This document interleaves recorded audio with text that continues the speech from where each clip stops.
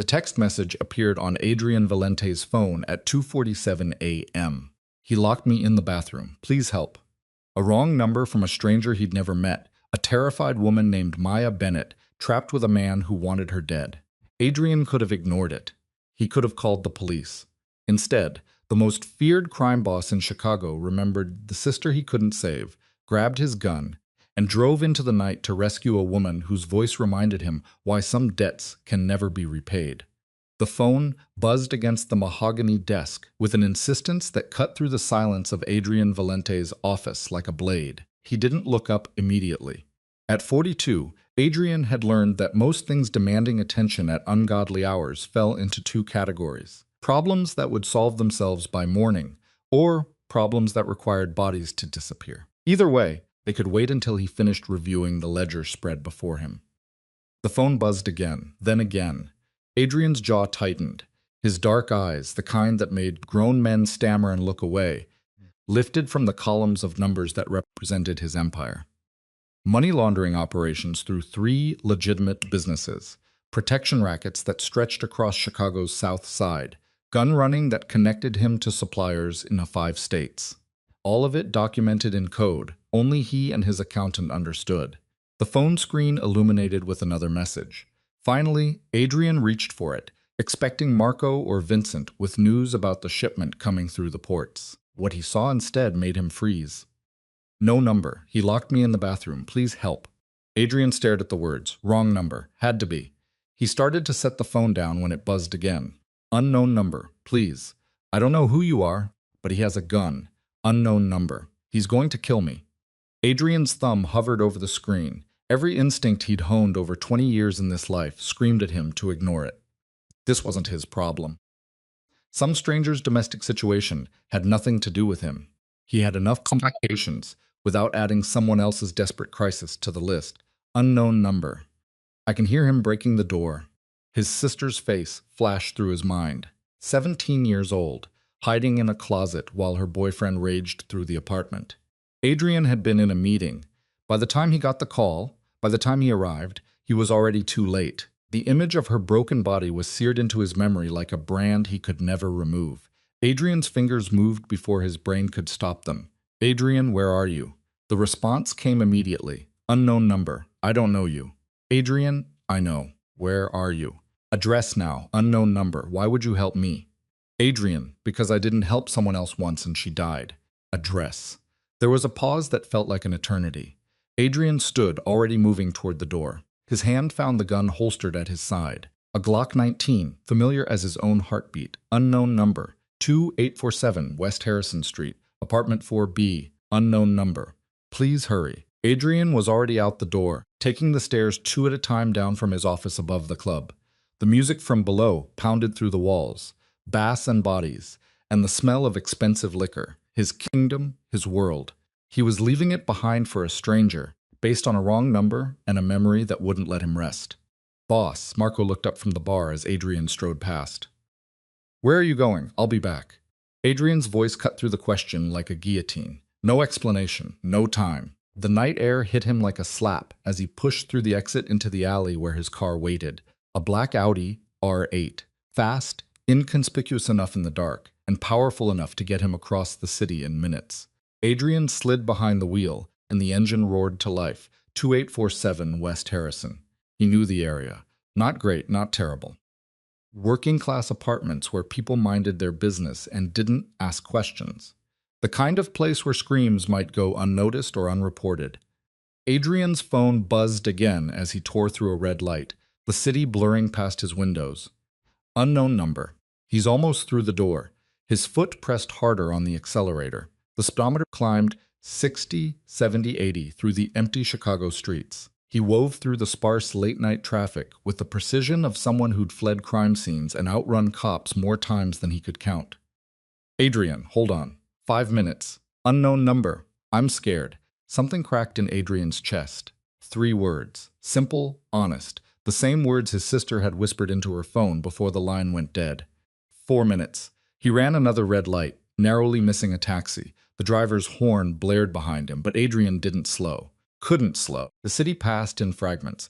Closed storefronts, empty bus stops, the occasional pedestrian who barely registered the sleek car screaming past. Unknown number, he's in the bathroom. Adrian, fight, scream, whatever you can do. I'm almost there. 3 minutes. Harrison Street materialized ahead. Adrian killed the headlights as he approached, scanning the building numbers. 2800 block, getting closer. His eyes picked out the details automatically. Exits, sight lines, potential witnesses. The tactical assessment was as natural as breathing after 2 decades in this life. There, 2847. A 3-story walk-up with exterior stairs and peeling paint. One window on the 4th floor showed light. Apartment 4B. Adrian jerked the wheel, and the Audi jumped the curb, stopping directly in front of the building entrance. He was out before the engine stopped ticking. Gun already in his hand, phone in the other. Adrian, which apartment faces the street? Unknown number. Front? Right side, please? The building door was locked. Adrian didn't hesitate. He took 3 steps back and drove his shoulder into it. The frame splintered with a crack that echoed through the quiet street. Inside, a narrow hallway and stairs covered in worn carpet that might have been blue once upon a time. Adrian took the stairs 3 at a time. 1st floor, 2nd, 3rd, 4th. 4B was at the end of the hall. From inside came the sound of splintering wood and a man's voice, rough with rage. "You stupid bitch. You think you can hide from me?" Adrian didn't knock. He tested the doorknob. Locked. Then he stepped back and kicked. The door exploded. It flew inward, slamming against the inside wall with a bang that rivaled a gunshot. The apartment was small. Cramped living room with a sagging couch and a television playing some late-night infomercial on mute. Kitchen barely bigger than a closet to the left, and straight ahead, a hallway where a man stood frozen. One hand gripping what looked like part of a wooden chair leg, the other reaching for the bathroom door he'd been battering. The man spun. Ethan Cole. Adrian cataloged him automatically. Late 20s, maybe early 30s. 6 feet muscular build, wild eyes that showed too much white. High, definitely high on something. Meth, if Adrian had to guess. The sweet chemical smell lingered in the air. "Who the hell?" Ethan started. Adrian raised the Glock, and Ethan's words died. The gun had that effect. It was pointed directly at Ethan's chest, steady as stone in Adrian's hand. "Step away from the door," Adrian said. His voice was quiet, calm, the kind of calm that came before violence, and men who'd lived rough lives recognized it instantly. Ethan's face twisted. "This is my apartment, my girlfriend. You got no right." "No, I have this." Adrian gestured slightly with the gun. "That's all I need. Step away." For a moment, Ethan looked like he might do something stupid. His hand twitched toward his waistband. Adrian saw the outline there. Another gun. Of course. They always had guns when they beat women. Made them feel powerful. "Don't," Adrian said simply. "You'll be dead before you touch it." Something in Adrian's eyes must have convinced him. Ethan's hand moved away from his waistband. Slowly, he stepped back from the bathroom door. "Good," Adrian said. "Now take out your gun." 2 fingers slow. Ethan's jaw clenched, but he obeyed. He pulled out a cheap .38 revolver, holding it by the grip with his thumb and forefinger like it might bite him. "Toss it here." The gun clattered across the floor and stopped at Adrian's feet. He kicked it behind him, out of the room, never taking his eyes or his aim off Ethan. "Now sit against that wall." "Who the hell are you?" Ethan demanded, but he was sitting, sliding down until he hit the floor. "Are you her brother or something?" "Because I'm telling you this is between me and Maya." "Maya," Adrian repeated. So that was her name, the stranger who texted the wrong number. "Is she hurt?" "That is none of your goddamn business." Adrian moved forward 2 steps fast. The gun now aimed directly at Ethan's forehead from 6 feet away. At this range, even a mediocre shot couldn't miss, and Adrian was many things, but mediocre had never been one of them. "Let me be clear," Adrian said. "I don't know you. I don't know her. I don't care about your relationship or your problems or whatever justification you've built in your head for what you were about to do. What I care about is very simple. Is she hurt?" Ethan's Adam's apple bobbed. "I didn't. She's fine. I was just." "Maya." Adrian called toward the bathroom door, not looking away from Ethan. "My name is Adrian." "Can you open the door?" Silence. "Maya, he can't hurt you now." "Open the door." More silence. Then the soft scrape of a lock turning. The door crept open 6 inches. A face appeared in the gap, and Adrian's stomach dropped. She was young, mid-20s maybe, dark hair tangled and wild, but it was her face that made Adrian's finger tighten on the trigger. Split lip swelling along her cheekbone, That would be a magnificent bruise by morning, and her eyes wide, terrified, not quite able to focus on anything. You texted me, Adrian said, keeping his voice gentle, despite the rage building in his chest. I'm here to help, Ma's eyes. Found him. Found the gun. Found Ethan on the floor. She seemed to struggle to process what she was seeing. Her voice was barely a whisper. I texted my friend Julia. I must have. Wrong number. Right number, Adrian said. Wrong number doesn't matter. Are you hurt anywhere besides your face? Maya's hand rose to her ribs, pressing against her side. The motion was instinctive, protective. Adrian had seen it before. Broken ribs, maybe, or badly bruised. That son of a bitch? Adrian breathed. Look, man, Ethan started, his voice taking on a wheedling tone. This is a misunderstanding. Me and Maya, we fight sometimes, but shut up. Adrian didn't raise his voice. Didn't need to. Maya, do you have somewhere safe to go? Family. Friends? Maya shook her head slowly. He knows where my mom lives. My friends. I tried to leave before and Her voice broke. Found you, Adrian finished. Okay, new plan. You're coming with me. What? Maya and Ethan spoke simultaneously. Adrian ignored Ethan entirely. I have a safe place. He won't find you there, I promise. I don't know you, Maya whispered. No, Adrian agreed. But you texted me when you had no one else. I'm here. I'm offering help. Real help. Take it. Maya's eyes moved between Adrian and Ethan, calculating, trying to make sense of a situation that made no sense. A stranger with a gun offering rescue. Her boyfriend on the floor, for once powerless. If you go with him, you're dead, Ethan snarled. You hear me? Adrian moved fast. 3 steps, and he was on Ethan. The gun now pressed against the man's temple hard enough to hurt. Ethan's words choked off into a gasp. Listen very carefully, Adrian said, his voice dropping to barely above a whisper. You're going to disappear tonight. You're going to pack whatever you can carry in 10 minutes, and you're going to leave Chicago. I don't care where you go. Mexico, Canada, hell. But if I ever see you again, if I ever hear you've contacted Maya, if I even get a whisper that you're still breathing the same air as her, I will find you, and I won't be this merciful a second time. Do you understand me? You can't just. Adrian pressed the gun harder. Do you understand me? Yes, Ethan gasped. Yes. Okay, I understand. Good. Adrian stood, stepping back. 10 minutes. Pack, get out. Your car keys. Ethan pointed with a shaking hand toward a bowl on the kitchen counter. Adrian grabbed them and pocketed them. You can pick them up from the precinct in a week. File a report if you want. Tell them someone stole your car.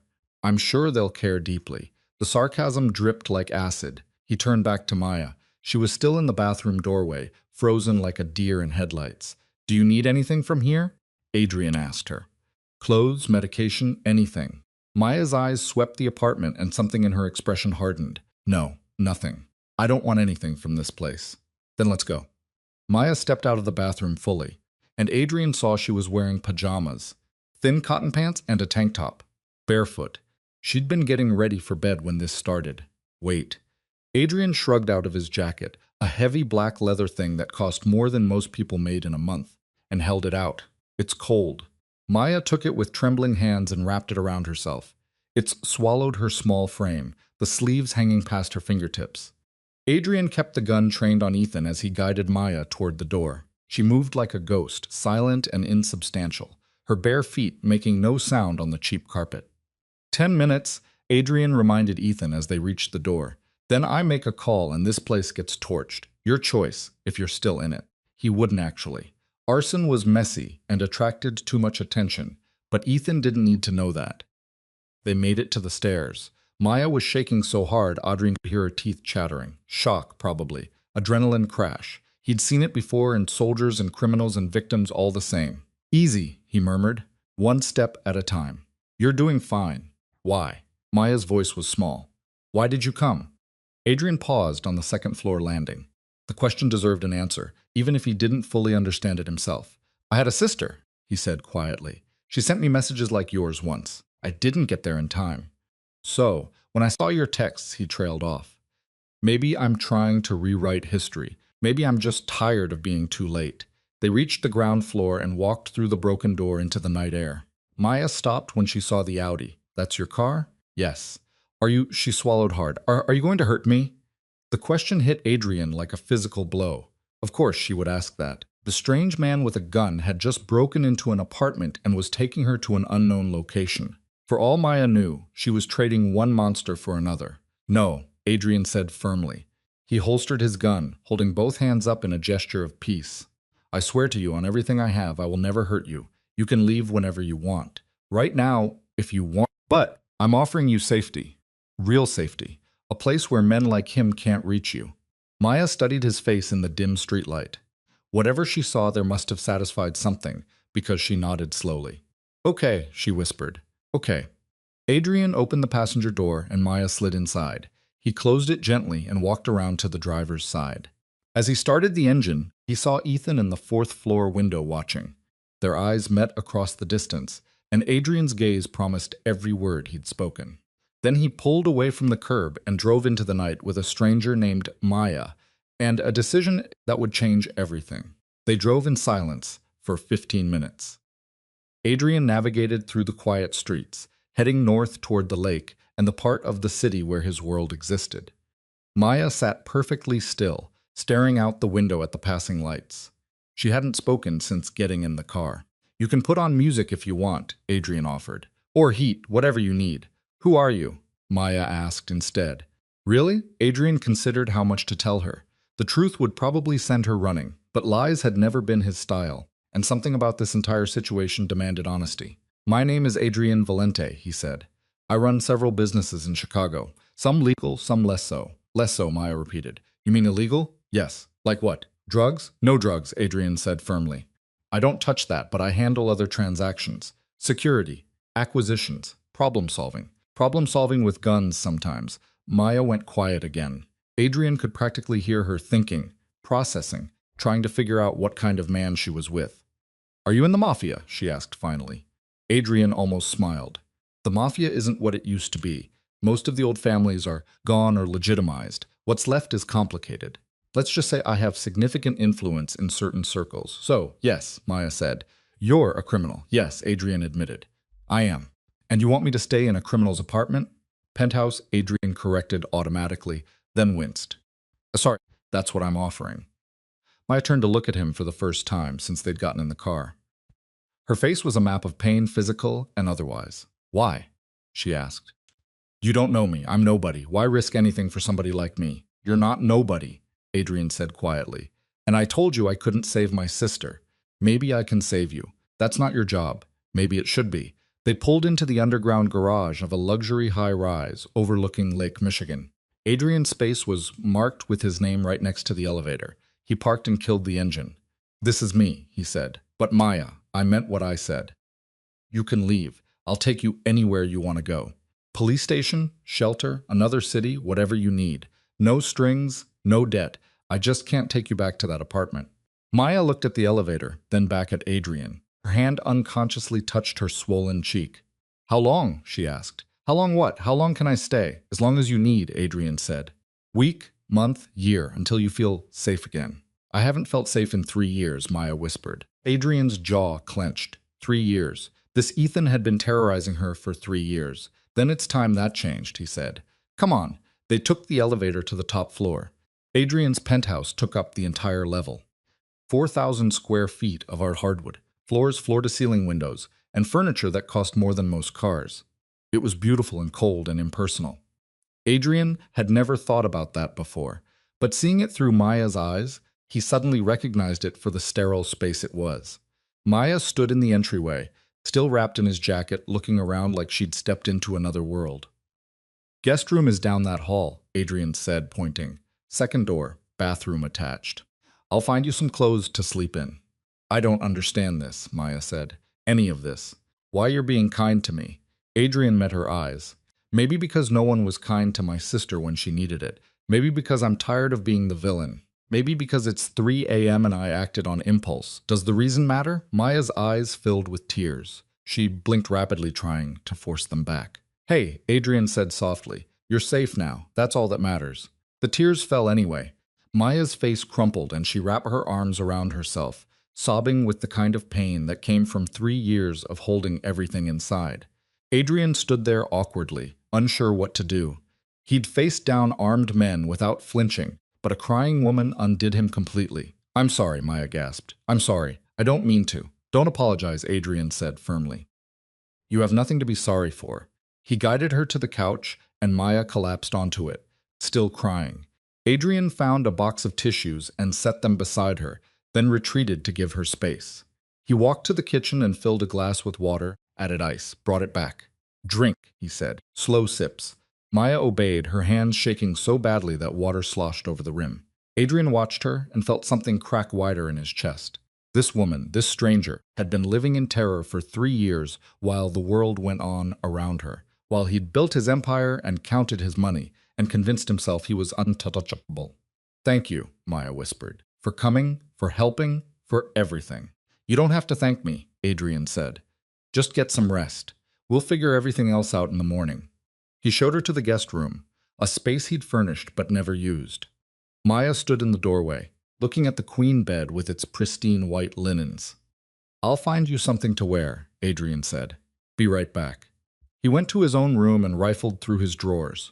Most of his clothes would swim on her, but he found an old t-shirt from college, soft from years of washing, and a pair of athletic shorts with a drawstring. They'd have to do. When he returned to the guest room, Maya was sitting on the edge of the bed, staring at her bare feet. Here, Adrian said, holding out the clothes. They'll be big, but they're clean. Maya took them. Her fingers brushed his, and Adrian noticed they were ice cold. There are extra blankets in the closet, he said. Bathroom has towels, soap, everything you need. If you need anything else, my room is across the hall. Don't hesitate to knock. Adrian. Maya's voice stopped him at the door. Yeah, what happens tomorrow? Adrian leaned against the doorframe. Tomorrow you rest. We'll get you some proper clothes, food, whatever you need. After that, we figure out next steps together. Together, Maya repeated, like she was testing the word. I don't have anyone who does things together with me. You do now, Adrian said, and meant it. He left her to change and walked back to the living room. Through the windows, Chicago sprawled below. His city, his kingdom, his curse. He'd built everything on violence and fear and the willingness to do what others wouldn't. And tonight, for the first time in 20 years, he'd used that power for something other than personal gain. His phone buzzed. Marco. Everything okay, boss? Adrian. Fine. And tomorrow afternoon. Handle the morning shipment. Marco. You got it. Need anything? Adrian looked toward the hallway, where Maya was probably climbing into bed in his t-shirt, safe for the first time in 3 years. No, I have everything I need. He set the phone down and poured himself 2 fingers of whiskey. The liquor burned going down, familiar and grounding.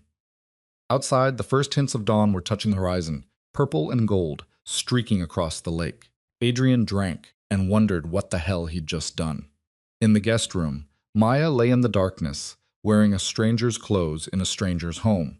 She should be terrified, should be planning her escape, should be calling the police or someone, anyone. But, for the first time in 3 years, she closed her eyes without wondering if she'd wake up to Ethan's hands around her throat. And despite everything, the violence, the fear, the absolute insanity of this entire night, Maya slept. Sunlight cut through the floor-to-ceiling windows like a knife, dragging Maya from sleep. For one beautiful, disoriented moment, she didn't remember where she was. Then the softness of the sheets registered, expensive and unfamiliar, and everything came rushing back. The bathroom, Ethan's fists, the stranger with the gun, Adrian. Maya sat up slowly, her body cataloging its injuries. Ribs screamed in protest. Her face throbbed with each heartbeat. Every muscle felt like it had been put through a grinder.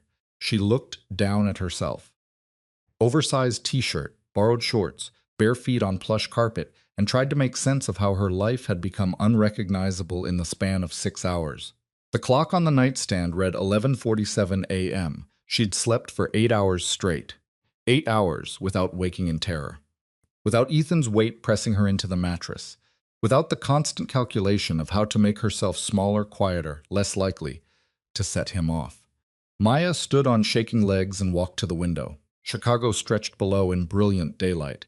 The lake glittering like scattered diamonds, buildings reaching toward a sky so blue it hurt to look at. She was so high up, the cars looked like toys. From here, the world seemed clean, ordered, nothing like the chaos of her actual life. A soft knock at the door made her jump. Maya? Adrian's voice muffled through the wood. You awake? Yes, she called back, her voice rough from sleep and crying. I'm ordering breakfast. I don't really cook. You hungry? Maya's stomach answered before she could. A growl so loud she was certain he heard it through the door. When had she last eaten? Yesterday morning? The day before? I'll take that as a yes, Adrian said. and she could hear the smile in his voice. Take your time. Come out whenever you're ready. His footsteps retreated. Maya looked down at herself, at the borrowed clothes and bare feet, and realized she had nothing else. No shoes, no clean underwear, nothing but what she'd run from and what this stranger had given her. The bathroom was all marble and chrome, pristine as a hotel. Maya avoided the mirror at first, but eventually curiosity, or maybe masochism, won. She turned to face her reflection and immediately wished she hadn't. Her left eye was swollen nearly shut, the skin around it a spectacular purple black. Her lip was split and crusted with dried blood, a bruise wrapped around her jaw like fingers. She lifted the t-shirt and found more bruises across her ribs in the exact shape of Ethan's boot from when he'd kicked her after she fell. The physical map of 3 years of loving the wrong man. Maya's hands gripped the marble countertop hard enough to hurt. She wanted to scream, wanted to put her fist through the mirror, wanted to go back in time and tell her 23-year-old self to run, the first time Ethan raised his voice before it escalated to raised hands. Instead, she washed her face carefully, brushed her teeth with a packaged toothbrush she found in a drawer, and tried to finger-comb her tangled hair into something resembling order. It was a losing battle. She looked exactly like what she was, a woman who'd barely escaped with her life. When Maya finally emerged from the bedroom, she followed the smell of coffee to an open-concept kitchen where Adrian stood with his back to her, phone pressed to his ear. I don't care what excuse he gives you, Marco. He knew the rules. He broke them. Handle it. Adrian's voice was flat, cold. The voice of a man used to being obeyed without question. And make sure everyone knows why. I want this to be educational. He ended the call and turned, catching sight of Maya in the doorway. The hard expression on his face melted into something softer. Hey, he said. How'd you sleep? Better than I have in 3 years, Maya admitted. What was that about? Work, Adrian said simply. Nothing you need to worry about. Coffee, please. He poured her a cup from an expensive-looking machine that probably cost more than her car. Maya wrapped both hands around the mug, letting the warmth seep into her cold fingers. In daylight, Adrian looked different than he had in the chaos of last night. Still dangerous, that would never change, but somehow more human. He wore jeans and a simple black t-shirt, his dark hair slightly mussed like he'd run his hands through it repeatedly. Tired lines bracketed his eyes. Did you sleep? Maya asked. Some. Adrian leaned against the counter, studying her with an intensity that made her want to look away. How's the pain? Manageable. That's a lie, but I'll allow it. I ordered food from a place nearby. Should be here in 20 minutes. In the meantime, he walked to a bag on the counter and pulled out a bottle of pain medication. Ibuprofen. Take 3. Maya accepted the pills and swallowed them with coffee. The silence stretched between them. Not quite comfortable, but not hostile either. Just 2 strangers trying to figure out the rules of this bizarre new dynamic. I called in some favors, Adrian said finally. Had someone pick up clothes for you. They're in the guest room closet. Probably not all your style, but it's something clean to wear. Maya's throat tightened. You didn't have to do that. Yes, I did. You can't live in my t-shirt forever, though you wear it better than I ever did. Was that a joke? Maya looked at him, searching for the punchline, but Adrian's expression remained neutral. She wasn't sure if he was flirting or just being practical. Thank you, she said quietly, for everything. I still don't understand why you're doing this. Adrian was quiet for a long moment, turning his coffee cup in his hands. My sister's name was Elena, he said finally. She was 17 when she died. Beautiful, smart, full of plans for her future. She was dating this guy, Marcus. Seemed nice enough at first. Then he started getting possessive, jealous. She hid it from me for months. Maya's chest constricted. She knew this story. She was living this story.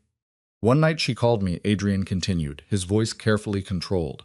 Said Marcus was angry. Said she was scared. I was in the middle of a meeting with some very important, very dangerous people. I told her I'd call her back in an hour. He paused, and Maya saw his jaw clench. By the time I got there, she was gone. He'd beaten her to death and fled. We found him 3 days later. I made sure his death took considerably longer than hers. The confession hung in the air between them, casual and terrible. Maya should be horrified. She should be running for the door. Instead, she found herself understanding in a way that probably said something dark about her own soul.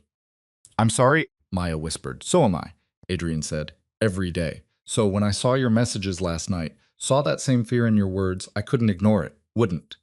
Maybe I can't save Elena, but I could save you. I'm not your sister, no. Adrian agreed. You're not. But you deserve someone to show up, so I did.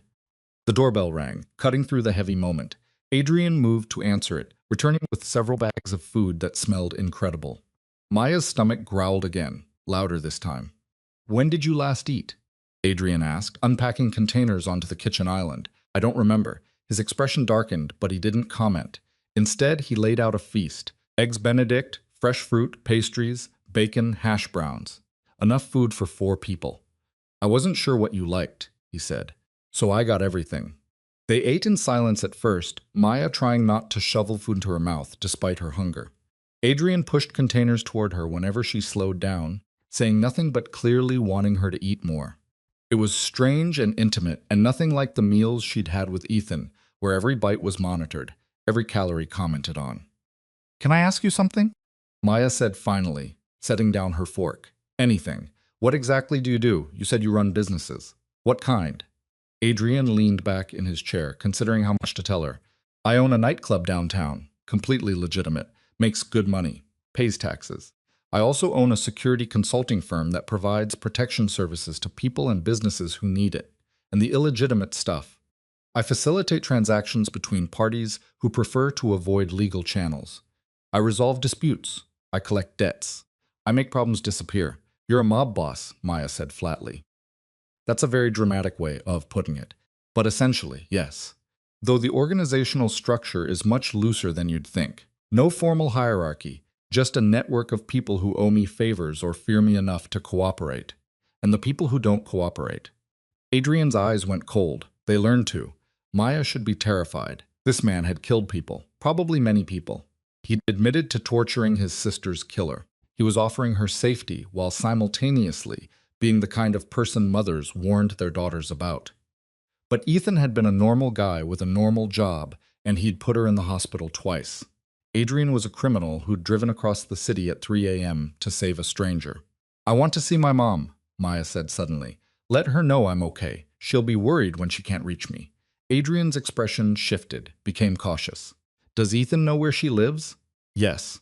Then no, not yet. If he's looking for you, that's the first place he'll go. We need to make sure he's really gone before you make contact with anyone from your old life. I can't just disappear. My mom will think I'm dead. Better she thinks you're dead than you actually end up dead, Adrian said, bluntly. Give it a week. Let me make sure Ethan took my advice and left town. Then we'll figure out a safe way to contact your mother.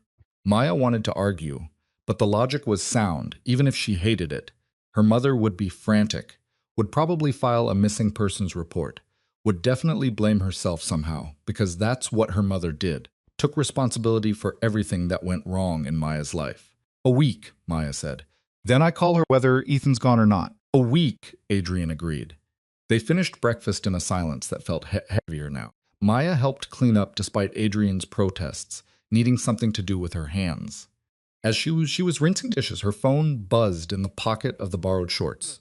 She'd forgotten she even had it. The screen showed 17 missed calls and 32 text messages. Her heart stopped when she saw most were from Ethan's number. Don't, Adrian said, appearing at her shoulder. Don't read them. Don't respond. That's what he wants, a reaction. He's going to keep calling. Let him. We'll get you a new number, new phone if we need to. But engaging with him now is dangerous. Maya's finger hovered over the messages anyway. 3 years of conditioning screamed at her to check them, to respond, to manage Ethan's emotions before they exploded. Adrian gently took the phone from her hands. Trust me, he said. I know men like him. Any response even telling him to stop is encouragement. It tells him you're still reachable, still afraid. You want him to lose interest. You become a ghost. He was right. Maya knew he was right. But breaking 3 years of trauma responses wasn't something she could just decide to do. Adrian seemed to sense her struggle. How about this, he said. I'll hold on to your phone for now. If there's an emergency, I'll let you know, but otherwise you get a break from it. From him. Sound fair? What if my mom calls? Then I'll answer and tell her you're safe. I won't tell her where you are or who I am, but I'll make sure she knows you're alive. Maya considered this. The thought of being completely unreachable should terrify her, but instead it felt like relief, like someone had just lifted a weight she'd been carrying, For so long, she'd forgotten what it felt like to stand up straight. Okay, she said. Keep it. Adrian pocketed the phone and guided her back to the living room. The clothes are in your closet. Why don't you change? And then we'll figure out the rest of the day. Maya retreated to the guest room and found the closet full of basics.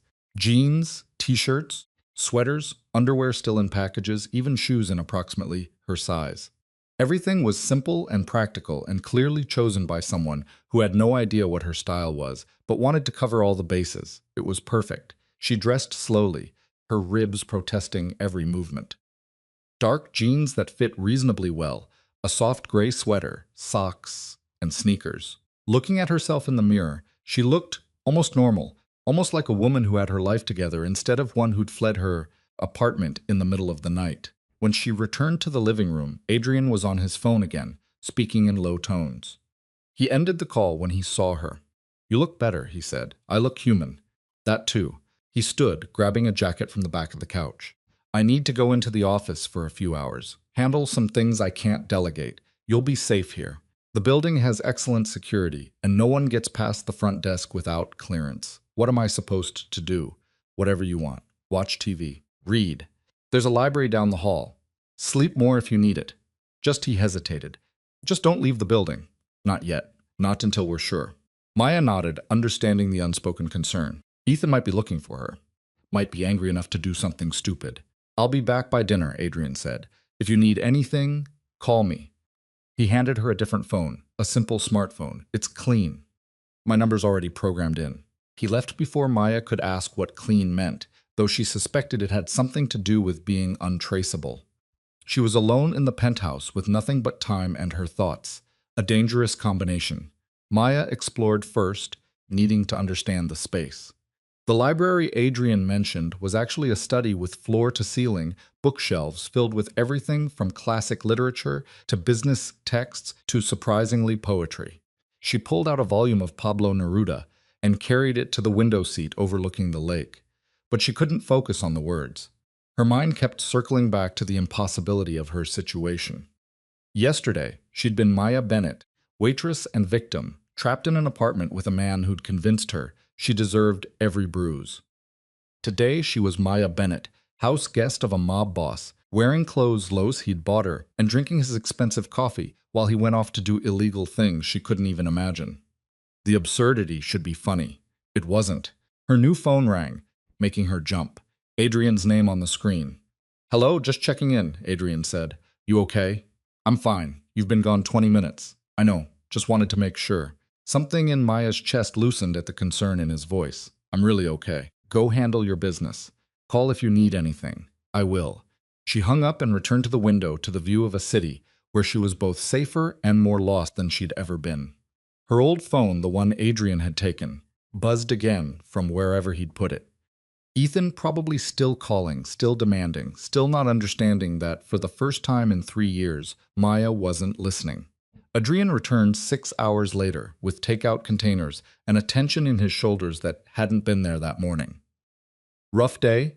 Maya asked from her position on the couch where she'd been attempting to read. You could say that. Adrian set the food on the counter with more force than necessary. One of my guys decided he could skim off the top without consequences. Had to have a very direct conversation about trust and expectations. Is he still alive?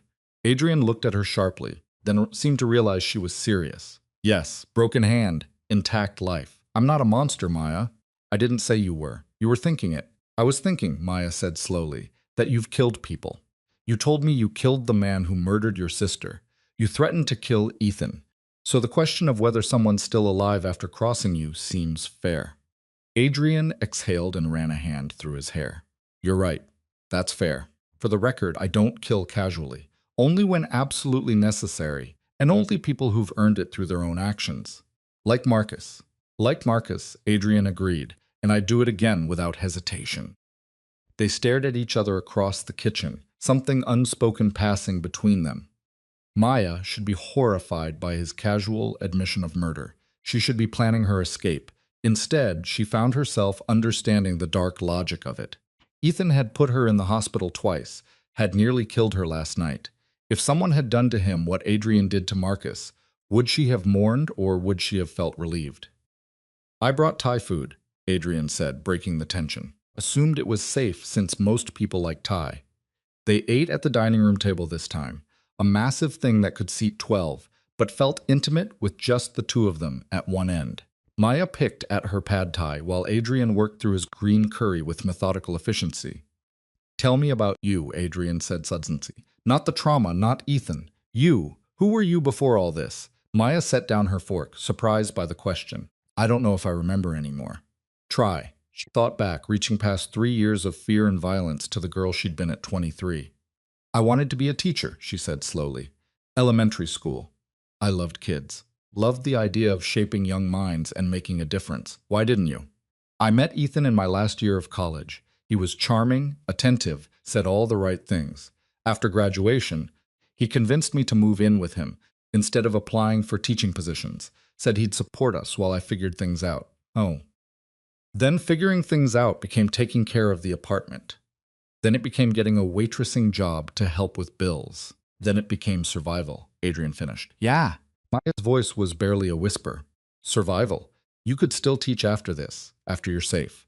I'm 26 with no experience, a 3-year gap in my resume, and a face that looks like I went 10 rounds with a heavyweight. What school would hire me? The bruises will fade, but Adrian said, the gap can be explained. And you're 26, not 60. You have time. Maya wanted to believe him. Wanted to think she could reclaim the dreams Ethan had slowly strangled. But hope felt dangerous. Hope meant giving herself permission to want things again. And wanting things gave the universe something to take away. What about you? She asked, deflecting. How does someone become, she gestured vaguely at him, a criminal? Adrian smiled without humor, family business. My father ran the same operations I do now. I grew up watching him broker deals and settle disputes. Learned early that respect is earned through strength and mercy is a luxury you can't always afford. You said you had a sister. What about other family? Mother died when I was 12, car accident. After that, it was just me, Elena, and our father. He passed 5 years ago, heart attack. Very anticlimactic for a man who survived 3 assassination attempts. I'm sorry, don't be. He was a hard man. Fair, but hard. I respected him more than I loved him. Adrian pushed his food around his plate. Elena was the only one who saw past what I was. She'd yell at me about the business, tell me I was better than this. After she died, there was no one left to care whether I was better or worse. So, I became worse. The confession hung between them, raw and honest. Maya recognized it for what it was. Adrian showing her his own scars, his own damage. Maybe so she'd feel less alone in hers. You came for me, Maya said quietly. That's not worse. That's better. One good act doesn't erase 20 years of bad ones. Maybe not, but it counts for something. They finished dinner in comfortable silence this time. Adrian insisted on cleaning up while Maya took her pain medication and tried not to wince every time she moved wrong. The ibuprofen helped, but she suspected she'd need something stronger soon. Can I ask you something? Maya said as Adrian dried the last dish. Always. Why aren't you married? Or have a girlfriend? You're successful, not terrible looking. Someone should have locked you down by now. Adrian laughed, the sound startling in its genuineness. Not terrible looking. I'll take that as a compliment. And to answer your question, my lifestyle doesn't exactly lend itself to traditional relationships. Hard to build trust when your boyfriend has to leave dates early to handle bodies. Bodies. Figure of speech mostly. He set down the dish towel and leaned against the counter. I've had relationships. Nothing that lasted. Women either want to change me or they're attracted to the danger. Neither makes for a solid foundation. What would make a solid foundation? Adrian was quiet, his dark eyes studying her with that same intensity from the morning. Someone who sees what I am and doesn't run. Someone who understands that good and bad aren't always separate categories. Someone brave enough to build something real in the middle of all this chaos. The air between them felt charged, suddenly crackling with possibility. Maya's pulse quickened, and she wasn't sure if it was fear or something else entirely. This man had saved her life, had given her shelter and clothes and safety, but he was also a killer, a criminal. Everything her rational mind said she should avoid. I should sleep, Maya said abruptly, standing too fast. Her ribs screamed in protest, and she gasped. Adrian was at her side immediately, steadying her with gentle hands. Easy. You're still healing. I'm fine. You're stubborn. But he smiled as he said it. Come on, I'll walk you to your room. He stayed carefully distant as they moved down the hall, close enough to catch her if she fell, but not touching. At her door, Maya turned to face him. Thank you, she said, for everything today. For the clothes and the food, and for caring. It's not a hardship, Maya. The words landed between them, weighted with meaning, and neither was ready to examine. Maya's hand found the doorknob. Good night, Adrian. Good night. She slipped inside and closed the door, leaning against it as she heard his footsteps retreat. Her heart was racing for reasons that had nothing to do with fear and everything to do with the dangerous realization that she was starting to trust him, starting to feel safe, not just in his space, but with him. And that was a complication she absolutely didn't need. Across the hall, Adrian stood in his own bedroom, staring out at the Chicago skyline. His phone buzzed with messages from Marco about shipments and meetings and the 100 small crises that made up his daily life. He ignored all of them. Instead, he pulled out Maya's old phone, the one he'd taken that morning. 17 more calls from Ethan. 23 new messages, each more frantic and angry than the last. Promises of violence mixed with declarations of love mixed with threats that would have made Adrian laugh if they weren't so pathetically typical. He powered the phone down completely and locked it in his desk drawer. Tomorrow, he'd have Marco run Ethan's information, make sure the bastard had actually left Chicago like Adrian told him to. And if he hadn't, well, Adrian had made a promise about what would happen then. For tonight, though, he let himself think about the woman sleeping across the hall, about brown eyes that had seen too much pain, and a smile he'd glimpsed exactly once during dinner when he told a terrible joke, about the way she'd looked at him without flinching when he admitted to murder, like she was trying to understand rather than judge. Adrian had built his entire life on control, on careful calculation and strategic planning, on never letting emotion dictate action. But nothing about Maya Bennett was controlled or calculated or strategic. She was chaos wrapped in borrowed clothes, sleeping in his guest room, disrupting everything he thought he knew about himself. And for the first time in 20 years, Adrian wasn't sure if that was a problem or a gift. The days blurred together in a rhythm Maya had never experienced before. Wake up without fear. Eat breakfast with Adrian when he was home, alone when he wasn't. Read books from his extensive library. Watch the lake change colors as the sun moved across the sky. Sleep without nightmares. By day 5, the bruises on her face had faded from purple-black to a sickly yellow-green. Her ribs still ached, but the sharp breath-stealing pain had dulled to something manageable. Physically, she was healing. Emotionally was another story. Maya stood at the window watching the city below, her reflection ghost-like in the glass.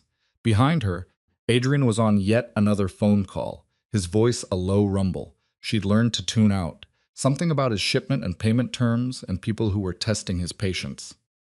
I don't care if he's your cousin, Adrian said, ice-coating every word. He knew the terms. He agreed to them. Now he wants to renegotiate after taking delivery. That's not how this works, Vincent. You have 24 hours to make this right, or I make it right my way. He ended the call with enough force that Maya heard the phone hit the counter. She turned to find him standing in the kitchen, jaw clenched, hands braced against the marble like he was physically restraining himself from putting his fist through something. Bad day? Maya asked. Adrian looked up, and some of the tension drained from his shoulders when he saw her. Bad week. Some people confuse patience with weakness. Are you going to kill Vincent's cousin? Probably not. Breaking both his legs should send an adequate message. Maya should be horrified. A month ago, she would have been. Now, she just nodded and returned her attention to the window. The casual discussion of violence had become almost normal, which probably said something deeply troubling about her mental state. You've been quiet today, Adrian observed, moving to stand beside her at the window. What's on your mind? Tomorrow's a week, Maya said. You promised I could call my mother. Adrian was silent for a moment. I did, and I'll keep that promise. But Maya, there are things we need to discuss first. Like what happens next? You can't stay here, indefinitely hiding from your life. The words hit harder than they should have. Maya had known this arrangement was temporary. She wasn't Adrian's responsibility, wasn't his problem to solve. He'd done more than anyone had a right to expect. But hearing him say it out loud made something in her chest constrict painfully. I know, she said, keeping her voice carefully neutral. I've been thinking about that. I could go to my mom's for a while, get a new waitressing job, find a cheap apartment somewhere Ethan wouldn't think to look. Is that what you want? Maya turned to look at him. What I want doesn't really matter. It's what I can afford. I don't have money saved. Don't have skills beyond pouring coffee and taking orders. My options are pretty limited. What if they weren't? Adrian asked. What if money wasn't an issue? What would you want? I'd go back to school, Maya said immediately, then stopped, surprised by her own certainty. Finish my teaching certification. Get a job working with kids like I always planned. Maybe I'd move somewhere new. Start completely over where nobody knows me, as the girl who couldn't leave her abusive boyfriend. So do it. With what money, Adrian? I have maybe $300 in my bank account. That won't even cover first month's rent anywhere, let alone tuition. Adrian was quiet, his expression unreadable. Then he said, I could help with that. No, the word came out sharper than Maya intended. You've already done too much. I'm not taking your money. Why not? Because I don't want to owe you anything else. The admission hung between them, raw and honest. Maya wrapped her arms around herself, trying to hold together the pieces that felt like they were coming apart. You think you owe me? Adrian's voice was soft, almost hurt. Maya, you don't. Of course I do. Maya turned to face him fully. Everything she'd been holding back for 5 days spilling out. You saved my life, gave me clothes and food and a place to stay. You ask for nothing and give me everything. And I have no idea why or what you want from me or when the bill's gonna come due. There is no bill. There's always a bill. Nobody does this much for a stranger without expecting something in return. Adrian's jaw clenched. Is that what you think? That I'm keeping some kind of tally, waiting for the right moment to collect payment? I don't know what to think. You're a criminal, Adrian. You hurt people for a living. You've killed people. But you treat me like I'm made of glass, and you get me clothes and call to check if I'm okay, and I don't understand any of it. Maybe I'm just trying to be decent for once in my goddamn life. Adrian's voice rose to match hers. She'd seen his world in fragments over the past week. The phone calls where he discussed violence like weather. The visitors who showed up at odd hours and left looking nervous. The way people's voices changed when they realized who they were talking to. But she'd also seen him bring her coffee every morning without being asked. Seen him spend 20 minutes on the phone, tracking down a specific brand of pain medication because she'd mentioned it worked better for her. Seen him leave meetings early to check on her. Seen the way his expression softened when he found her curled up with a book. Adrian Valente was a contradiction in expensive suits and casual violence, and Maya was terrified by how much she was starting to care about him. Her phone, the clean one Adrian had given her, lit up with a text. Adrian, you awake? Maya can't sleep. Adrian, come to the living room. I'll make tea. She found him in the kitchen in sweatpants and a t-shirt, looking more human than she'd ever seen him. The kettle was already heating. Camel or peppermint? He asked. Chamel. They sat on opposite ends of the couch, tea steaming between them, the city lights stretching out beyond the windows like scattered stars. I keep thinking about what you said, Maya began, about wanting to balance out the bad things you've done. You don't have to. Let me finish. She set down her mug. You can't balance it out, Adrian. That's not how it works. Good acts don't erase bad ones, and bad acts don't negate good ones. They just exist together, making us complicated and human and impossible to categorize. That's a very philosophical take for 2 a.m. I've had a lot of time to think this week about you, about me, about how we ended up here. Maya pulled her knees to her chest. 3 years ago, I made a choice to stay with someone who hurt me. I could blame him, blame my circumstances, blame anything. But at the end of the day, I chose to stay, and I've been punishing myself for that choice ever since. Maya, but you saved me from having to make that choice again. You showed up and gave me a third option I didn't even know existed, and yeah, you're a criminal. You've done terrible things, but you're also the only person who's ever driven across the city at 3 a.m. to help me. Adrian was quiet, his jaw working like he was trying to find words that wouldn't come. So, what I'm saying is, Maya continued, maybe we're both trying to figure out who we are outside of the worst things we've done, and maybe we can figure it out together. Together, Adrian repeated softly. That's a dangerous word. Everything about this is dangerous. Fair point. He shifted on the couch, angling toward her. If we're being honest, I should tell you something, okay? This past week, having you here, it's been. He stopped, searching for words. I've lived alone for 5 years, built my whole life around solitude and control. And then you showed up, and suddenly my penthouse feels like a home instead of a holding cell. That scares me. Maya's heart was pounding. Why? Because homes can be taken away. Because caring about people makes you vulnerable. Because the last time I cared about someone, I lost her and it nearly destroyed me. Elena, Adrian confirmed. After she died, I promised myself I'd never let anyone that close again. Easier to be alone than risk that kind of pain. But you're not alone anymore, Maya said quietly. No. Adrian's eyes found hers across the darkness. I'm not. The moment stretched between them, heavy with possibility. Maya knew she should look away, should retreat to her room, should maintain the careful distance they'd been pretending existed. Instead, she set down her tea and moved closer. Adrian, she whispered, I'm scared of me. Of this. Of feeling safe with you. Of starting to depend on you. Of. She stopped, the words catching in her throat. Of what? His voice was gentle, giving her space to be honest. Of falling for someone who lives in a world I don't understand. Of wanting something I know I shouldn't want. Adrian's hand came up, cupping her bruised cheek with a tenderness that made her eyes sting. And what do you want, Maya? I want to feel alive again instead of just surviving. I want to stop being afraid. She leaned into his touch. I want to stop running from the only person who makes me feel safe. I can't promise you normal, Adrian said. I can't promise you easy. My life is complicated and dangerous, and nothing about not what you imagined for yourself. Nothing about life has been what I imagined, but I can promise you this. His thumb brushed across her cheekbone, carefully avoiding the fading bruise. As long as you're with me, no one will ever hurt you again. I'll keep you safe. I'll give you space to heal, and I'll never ever make you feel like you owe me anything for it. Maya's breath caught. That's a big promise. I don't make promises I can't keep. She believed him. Against all logic and self-preservation, she believed every word. Maybe that made her foolish. Maybe she was trading one dangerous situation for another. But when Adrian looked at her like she was something precious, something worth protecting, Maya felt something she hadn't felt in 3 years. Hope. Kiss me, she whispered. Adrian's eyes darkened. Maya, you don't have to. I know I don't have to. I want to. Unless you don't. He kissed her before she could finish the sentence. It was soft and careful, and nothing like the demanding, bruising kisses Ethan had forced on her.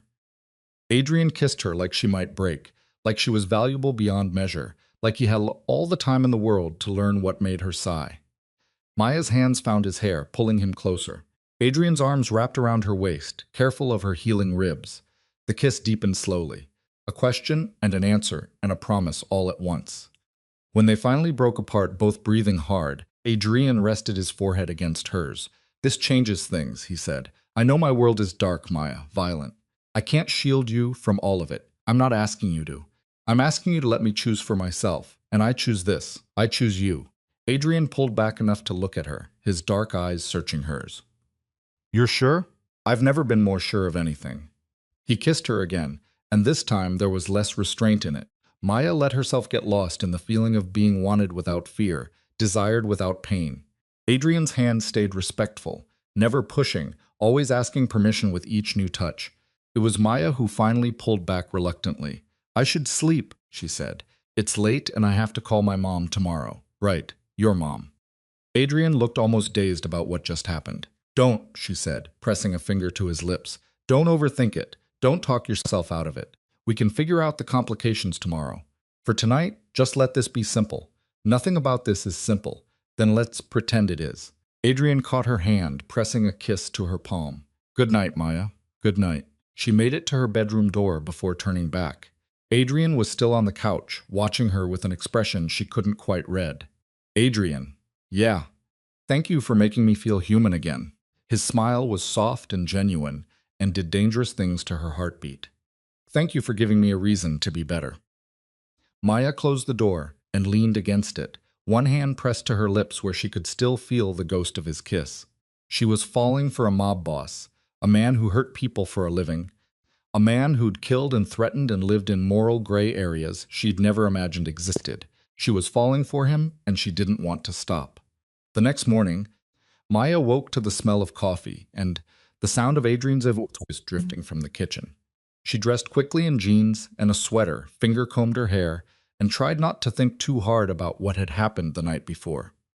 When she emerged, Adrian was at the counter with his laptop. Video call in progress. He looked up when he heard her, and something in his expression softened. "I'll call you back, Marco," he said, ending the call. "Morning, morning, morning." Maya poured herself coffee, hyper-aware of the new tension between them. The good kind of tension that made her skin feel too tight and her pulse too fast. "Sleep okay?" Adrian asked. "Eventually, you?" "Same." They looked at each other across the kitchen, and Maya saw her own uncertainty reflected back at her. Then Adrian smiled, slow and genuine, and the tension broke. "Come here," he said. Maya crossed to him, and Adrian pulled her into a hug that felt like coming home. He pressed a kiss to the top of her head, and Maya let herself lean into him, breathing in his scent of expensive cologne and coffee. "Still sure about this?" Adrian asked against her hair. Terrified, Maya admitted. "But yes, still sure. Good, because I made a decision." Maya pulled back to look at him. "What decision? About what happens next? You said you wanted to go back to school, finish your teaching certification. I want to help make that happen. Adrian, we talked about this. Hear me out." His hand settled on her waist, anchoring her.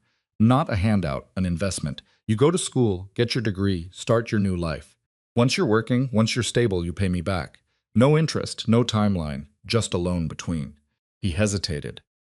"Between people who care about each other." Maya's throat tightened.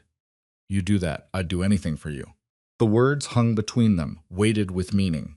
Maya searched his face for doubt or manipulation or anything that would tell her this was too good to be true. She found only honesty and something that looked a lot like affection. "Okay," she whispered. "Okay, yes, thank you." Adrian's smile could have lit up the entire penthouse. He pulled her close again, and Maya let herself believe that maybe, impossibly, she'd found safety in the last place she ever expected to look. They spent the morning researching teaching programs and certification requirements. Adrian pulled strings with contacts at local universities, getting Maya information on expedited enrollment and scholarship opportunities. By noon, they had a plan.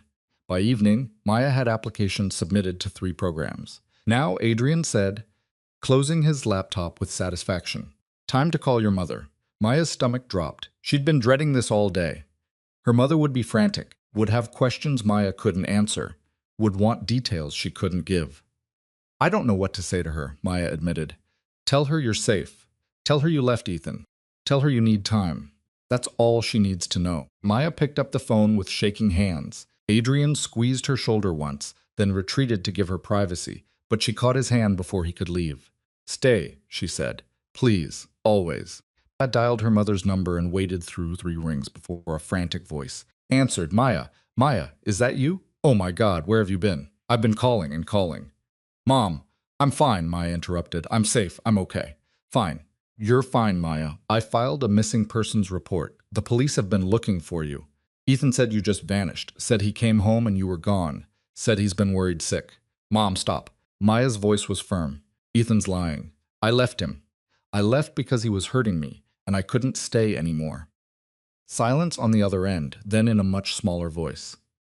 "Hurting you how? How do you think, Mom?" Her mother's breath caught the bruises. "Last Christmas you said you fell." "I didn't fall." "Oh, baby." Her mother's voice broke. "Why didn't you tell me?" "Because I was ashamed. Because I thought I could fix it. Because," Maya's voice cracked, "because I didn't want you to think less of me for staying. I could never think less of you. Never. Where are you now? Come home.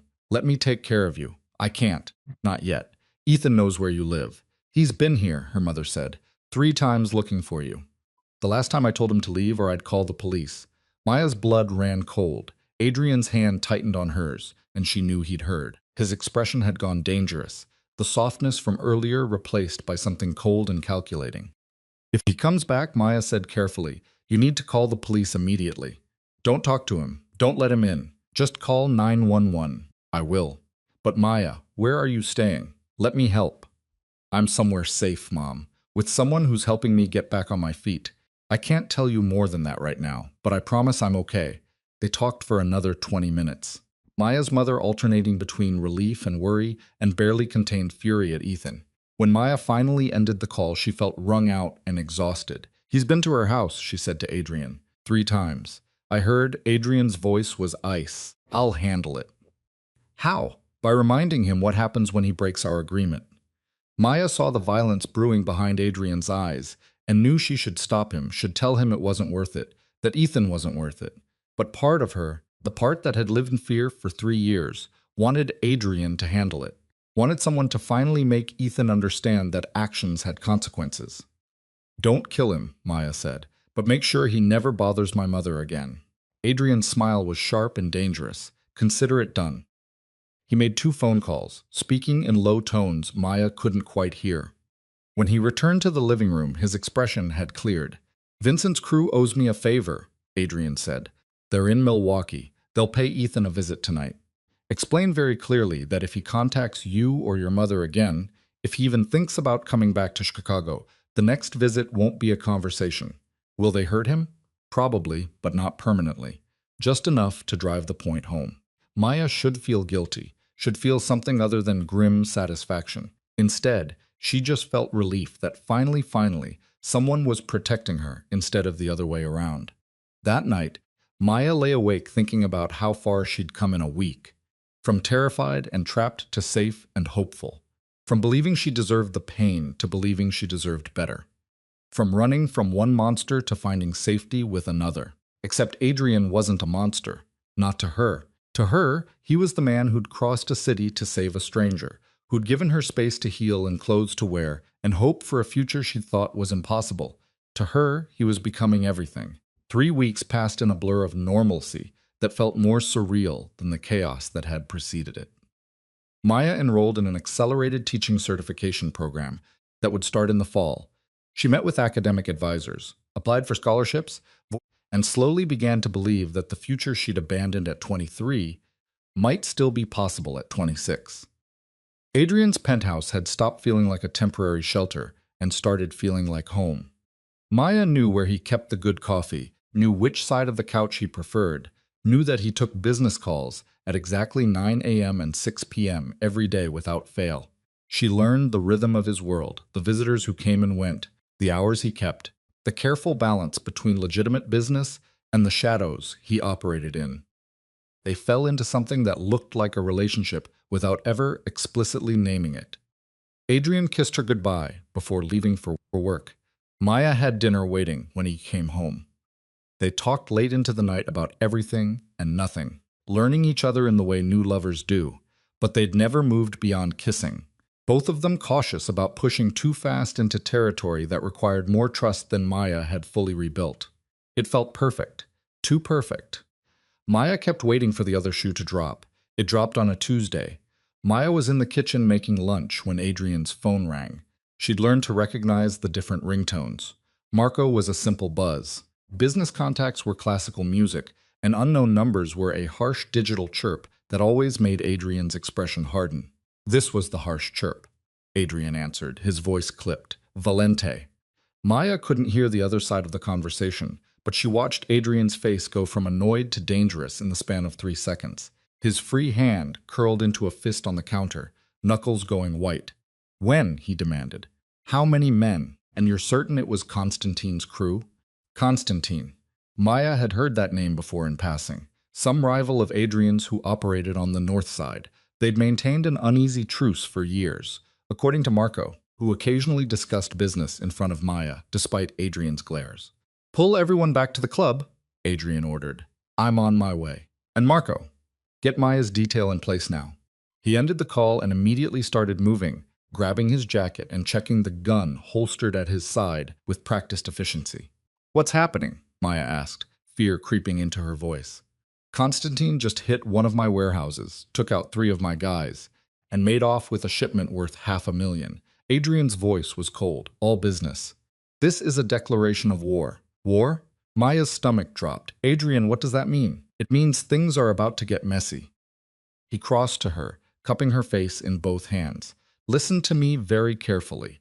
Marco's sending 2 men here within the next 10 minutes. They're going to stay with you until I get back. You don't open the door for anyone except me or Marco. You don't leave the building. You don't even go near the windows. Understand? You're scaring me. Good. Be scared. Be careful. Constantine knows I'm more vulnerable than I've been in years, and he's testing me. Adrian's eyes bore into hers. He might know about you. If he does, he'll use you against me. So, you stay here, you stay safe, and you let me handle this. How long will you be gone? I don't know, hours, maybe longer. He kissed her hard and fast. I'll call when I can. But Maya, if something happens, if someone gets past the guards, or you feel unsafe for any reason, there's a panic button under the kitchen counter. Press it, and the building goes into lockdown. Police will be here in 4 minutes. Maya's hands were shaking. Adrian, maybe you shouldn't go. Maybe I have to. If I don't respond to this immediately, every 2-bit hustler in Chicago will think I'm weak. This is the world I live in, Maya. The world you said you could handle. The words stung because they were true. Maya had said she could handle his dangerous life, had said she chose this, but hearing it and living it were two very different things. Be careful, she whispered. Always. Adrian kissed her once more. Then he was gone, the door closing behind him with a finality that made Maya's chest constrict. She stood in the kitchen alone and afraid, and tried not to think about all the ways this could go wrong. The 2 guards arrived exactly 8 minutes later. Maya watched them through the peephole before letting them in. One was young, maybe mid-20s, with nervous eyes and a gun visible under his jacket. The other was older, gray at the temples, with the kind of stillness that suggested he'd seen too much violence to be rattled by more. Miss Bennett, the older one said, I'm Patrick. This is Tommy. We'll be stationed outside your door until Mr. returns. You can come in, Maya offered, respectfully.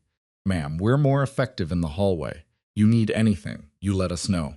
They took up positions on either side of her door, professional and silent. Maya closed herself back in the penthouse and tried not to pace. She lasted 20 minutes before calling Adrian. The phone rang 4 times before he answered. Background noise filtered through.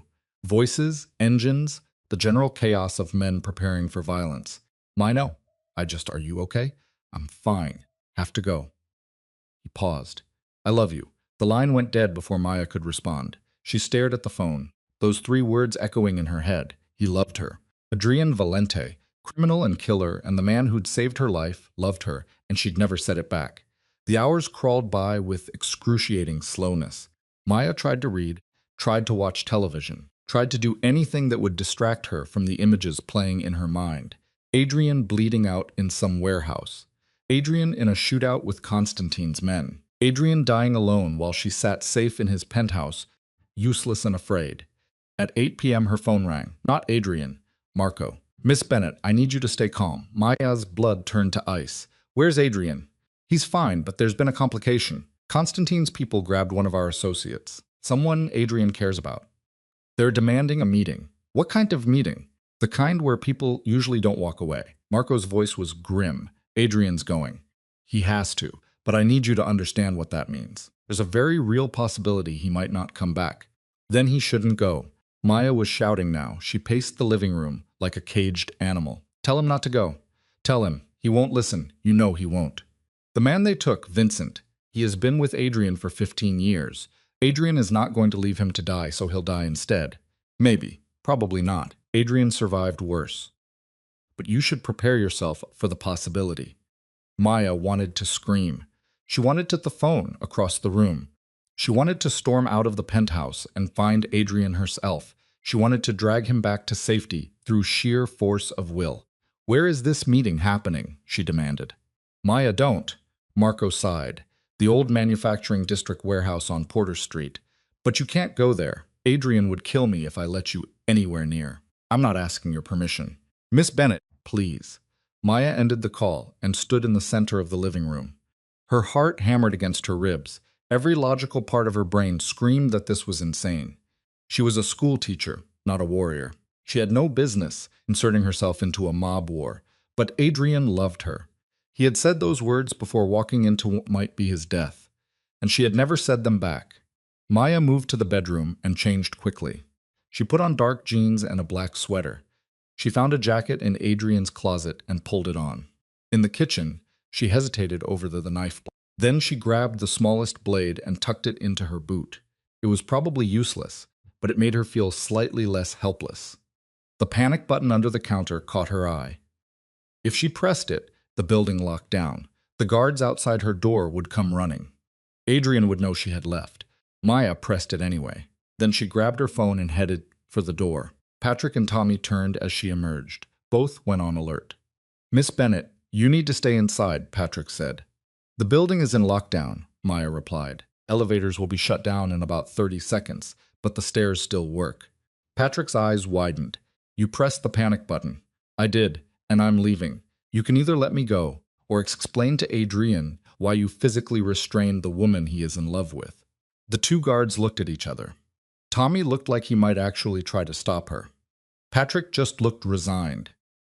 Where are you going, Patrick asked. To do something incredibly stupid. Then we are coming with you. They took the stairs down 20 floors. They emerged into an underground parking garage in chaos. The panic button had triggered a building-wide alert. Security was scrambling to figure out what the threat was. In the confusion, Maya and her unwilling escorts made it to Patrick's car. Porter Street, Maya said, sliding into the back seat. The manufacturing district. This is a terrible idea, Tommy muttered, but he was already starting the engine. You have guns, right? Maya asked. Yes, ma'am, good, because I have no idea what I'm doing, but I'm doing it anyway. They drove through Chicago in tense silence. Maya's phone rang 3 times. Adrian, then Marco, then Adrian again. She ignored all of them. Whatever she was about to walk into, she needed to do it without him talking her out of it. The manufacturing district was a wasteland of abandoned buildings and broken streetlights. Patrick navigated through the darkness. They spotted a cluster of cars near a massive warehouse, expensive cars, the kind people in Adrian's world drove. That is Adrian's Audi, Tommy said, pointing, and Marco's SUV. They are here. How many men does Constantine have? Maya asked. Double what Adrian brought, probably. He has the numbers advantage. Patrick turned to look at her. Miss Bennett, you still have time to turn back. Let the men handle this. The men are about to get Adrian killed, Maya said. So, no, I am not turning back. She was out of the car before they could stop her. She moved toward the warehouse on legs that shook with each step. Patrick and Tommy flanked her, their hands on their weapons. The warehouse doors were partially open. Light spilled out into the darkness. Inside, Maya could hear voices. Adrian's was cold and controlled. Another voice she didn't recognize was heavily accented and amused. You come to my meeting with only 6 men. Valente, you insult me. I came in good faith, Constantine. Where is Vincent? Alive for now.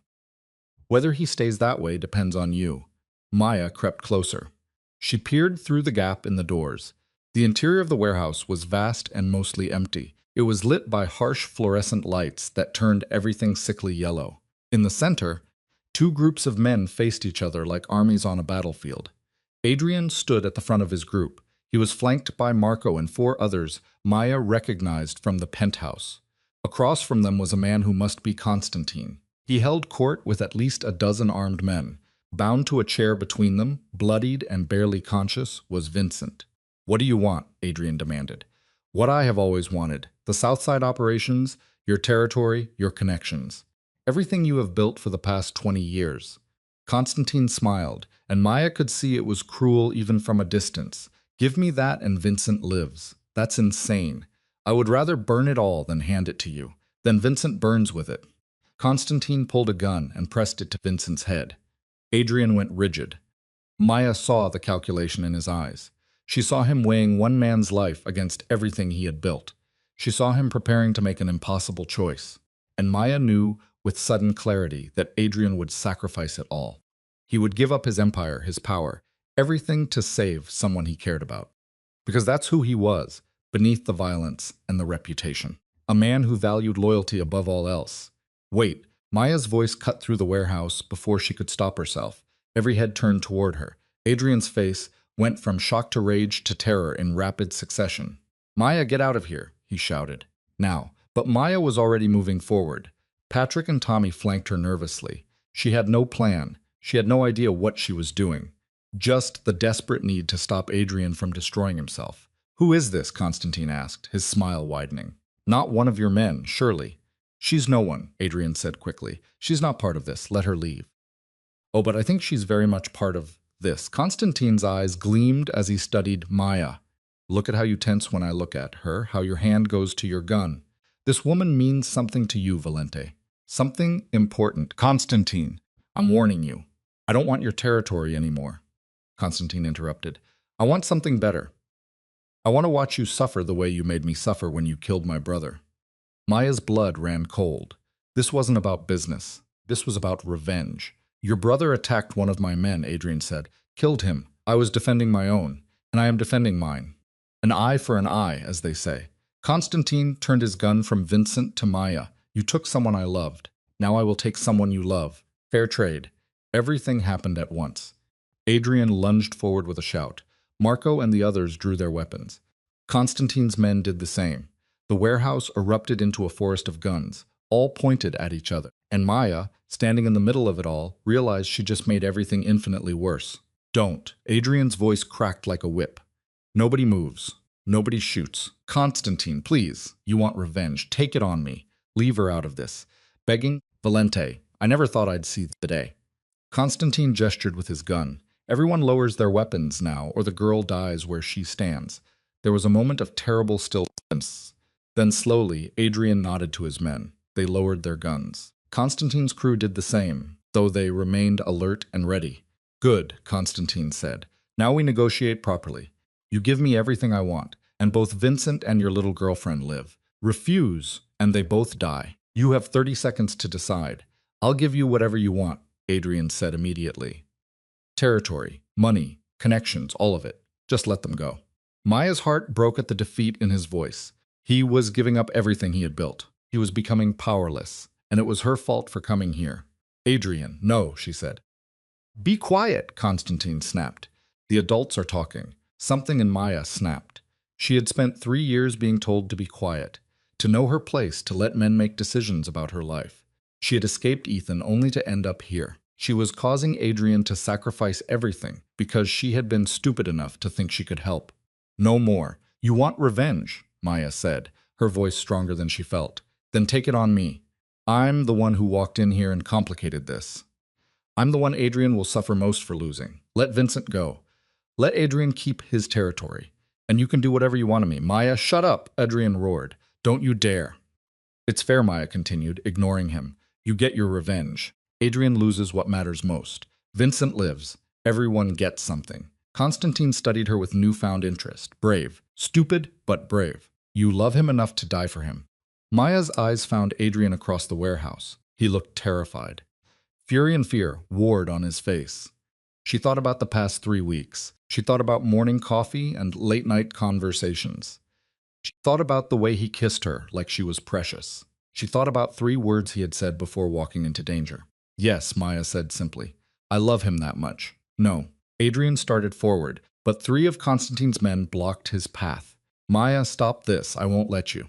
Interesting proposition, Constantine mused, but I think there is a better option. I kill you both. Adrian loses everything, and I get to watch him suffer twice. Then I take his territory anyway because he will be too broken to fight back. He raised his gun, aiming at Maya.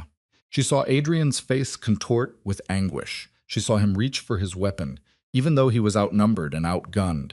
She saw him preparing to die, trying to save her. The warehouse doors exploded inward with a crash that echoed like thunder. Maya dropped to the ground on instinct as the room erupted into chaos. Shouts and gunfire and the sound of running feet filled the space. Police, everyone on the ground now. Through the confusion, Maya saw uniformed officers flooding in from multiple entrances. There were at least 20 of them, weapons drawn, surrounding both groups. Constantine's face twisted with rage as he realized he had been outmaneuvered. Adrian appeared at Maya's side. He pulled her to her feet and behind him in one smooth motion. Stay down, he ordered, his body shielding hers. Drop your weapons, an officer shouted now. Slowly and reluctantly, Constantine's men complied. Adrian's crew did the same. The police moved in efficiently. They separated everyone and secured the scene. A man with a detective shield approached Adrian. Mr. Valente, I appreciate the tip about the hostage situation. Detective Morrison, Adrian acknowledged. Vincent is the one tied to the chair. He needs medical attention immediately. Already on it. Morrison's eyes flicked to Maya. Is this the civilian you were protecting? Yes. And she needs to leave now. We will need her statement tomorrow at the station, with her lawyer present. Adrian's voice left no room for argument. Tonight she leaves. It is non-negotiable. Morrison studied Adrian for a long moment, then nodded. Tomorrow, 10 a.m. Don't be late. Co appeared at Adrian's elbow. Cars are ready, boss. Back exit. Adrian didn't wait for permission. He grabbed Maya's hand and pulled her toward a side door. Marco and Patrick cleared a path. They emerged into the night air. Maya's legs finally gave out as the adrenaline crashed. Adrian caught her. He lifted her into his arms like she weighed nothing. "I've got you," he murmured. "I've got you." The car ride back to the penthouse was silent. The only sound was Maya's ragged breathing as she tried not to fall apart. Adrian held her the entire way. His arms were iron bands around her trembling body. When they finally made it inside, he sat her down on the couch. He immediately started checking her over. "Are you hurt? Did anyone touch you?" His hands were gentle but thorough. He examined her for injuries. "Maya, answer me. Are you hurt?" "I'm fine," she managed.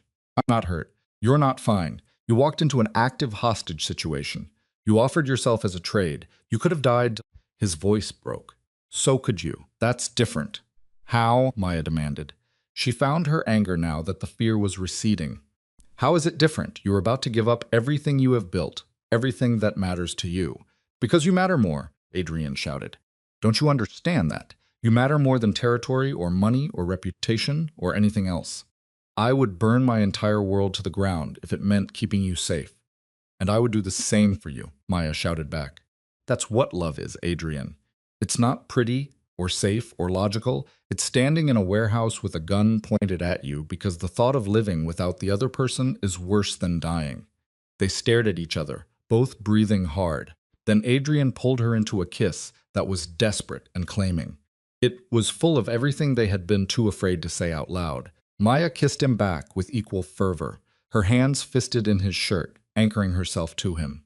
When they finally broke apart, Adrian rested his forehead against hers. "I love you," he said. "I'm terrified of how much I love you." "I love you too," Maya whispered. "I should have said it earlier. I should have said it before you left. You said it when it mattered most."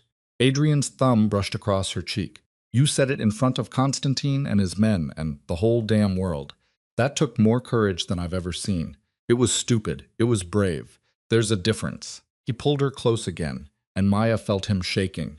"When I saw you walk into that warehouse, when Constantine pointed that gun at you, I felt something I haven't felt in 20 years. Pure, absolute terror." "How did the police know to come?" Maya asked. Adrian's expression turned sheepish. "I called them before the meeting. I told Morrison about the hostage situation and gave him the location. I asked him to give me 20 minutes to try to resolve it peacefully before moving in. You had a backup plan, always. But my backup plan didn't account for you showing up and offering yourself as a sacrifice, like some kind of tragic heroine. I couldn't let you give up everything for me, and I can't let you die for me, so we're at an impasse." Adrian tucked a strand of hair behind her ear. "We are going to have to find a middle ground between your self-sacrificing tendencies and my control issues." "That sounds healthy. We are a mob boss and his girlfriend who met because she texted a wrong number in the middle of the night. Healthy was never really on the table." Maya laughed, and the sound surprised them both. It turned into tears. Relief and fear and love all crashed over her at once. Adrian held her through it, murmuring reassurances and pressing kisses to her hair. When she finally calmed, Maya pulled back to look at him. "What happens now with Constantine? He'll go to prison for kidnapping and attempted murder. His organization will fracture without him. Some of his territory will get absorbed by other players. Some will come to me by default." Adrian's expression was grim. "It's not over, but it's handled. And Vincent? Hospital, broken ribs, concussion, but he'll live. Thanks to you, actually. If you hadn't shown up when you did, I would have agreed to Constantine's terms. He would have killed Vincent anyway, once he had what he wanted. How do you know? Because it's what I would have done in his position." Adrian said it matter-of-factly, like discussing the weather. "Revenge doesn't end with compromise. It ends with blood." Maya should be disturbed by the casual violence in his voice. Instead, she just felt exhausted. "I don't know how to live in your world, Adrian. I don't know the rules or the players or how to keep from making things worse. Then we'll figure it out together. Both of us learning. Both of us adapting." He cupped her face in his hands. "But Maya, you need to promise me something. Promise me you'll never put yourself in danger like that again. My heart can't take it. Only if you promise the same thing. That's not fair. Danger is part of my job. Then learn to delegate." Maya's voice was firm. "I'm not spending our relationship constantly terrified you're going to die. If we're doing this, really doing this, You need to find a way to be safer. Adrian was quiet for a long moment. Then he nodded slowly. Okay, I'll try. I'll step back from the front lines more. I'll let Marco handle the dangerous situations. But that means you need to trust me to keep you safe without trying to protect me back. Deal. They sealed it with a kiss that was softer this time. It was a promise rather than a claim. When they finally pulled apart, Adrian stood and pulled Maya to her feet. Come on, he said. You need rest. It's been a hell of a night. But Maya didn't move toward her bedroom. Instead, she tugged Adrian toward his. He raised an eyebrow but didn't protest. He followed her into the space she had never entered before. His room was exactly what she expected. It was minimalist and masculine, all dark wood and clean lines. The bed was massive, the sheets expensive. It looked like a place designed for sleeping alone. Stay with me tonight, Maya said. I don't want to be alone. Maya, I know we don't have to. I want to, unless you don't want to. Adrian silenced her with a kiss. I want to. I've wanted to since the night you fell asleep on my couch after dinner 2 weeks ago. But I need you to be sure. I'm sure. Maya's hands found the hem of his shirt. I'm sure about you, about us, about all of it. I almost lost you tonight, Adrian.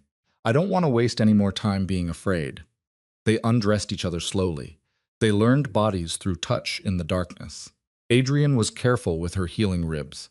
He was gentle in a way that made Maya's eyes sting. This was nothing like Ethan's rough demands or selfish taking.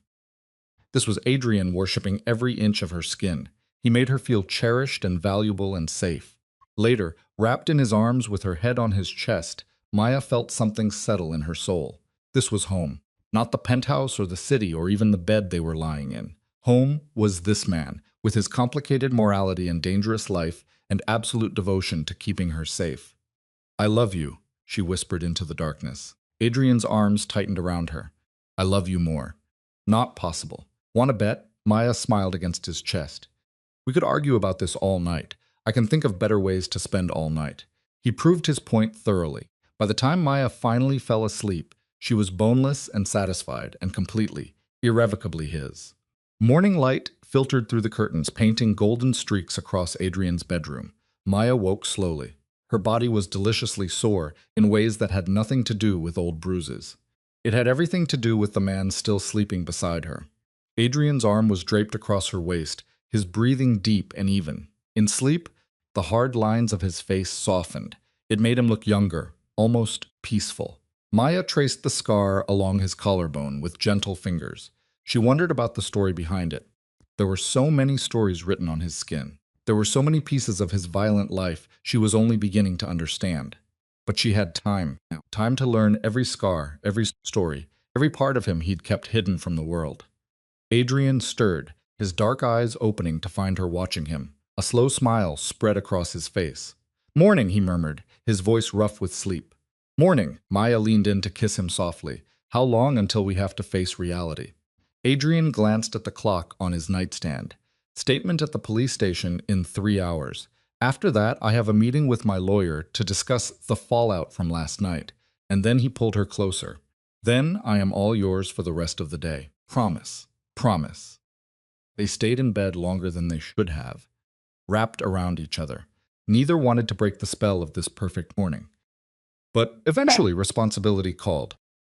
Adrian made coffee while Maya showered. By the time she emerged dressed in jeans and a soft blue sweater, he had breakfast waiting. You're spoiling me, Maya said, accepting the plate of eggs and toast. Get used to it. Adrian's phone buzzed on the counter. He glanced at it, frowned, then set it face down. Marco says Vincent is awake and asking for me. You should go see him after the police station, after I make sure you're safe and this statement is handled properly. Adrian's expression was firm. You're my priority, Maya. Always.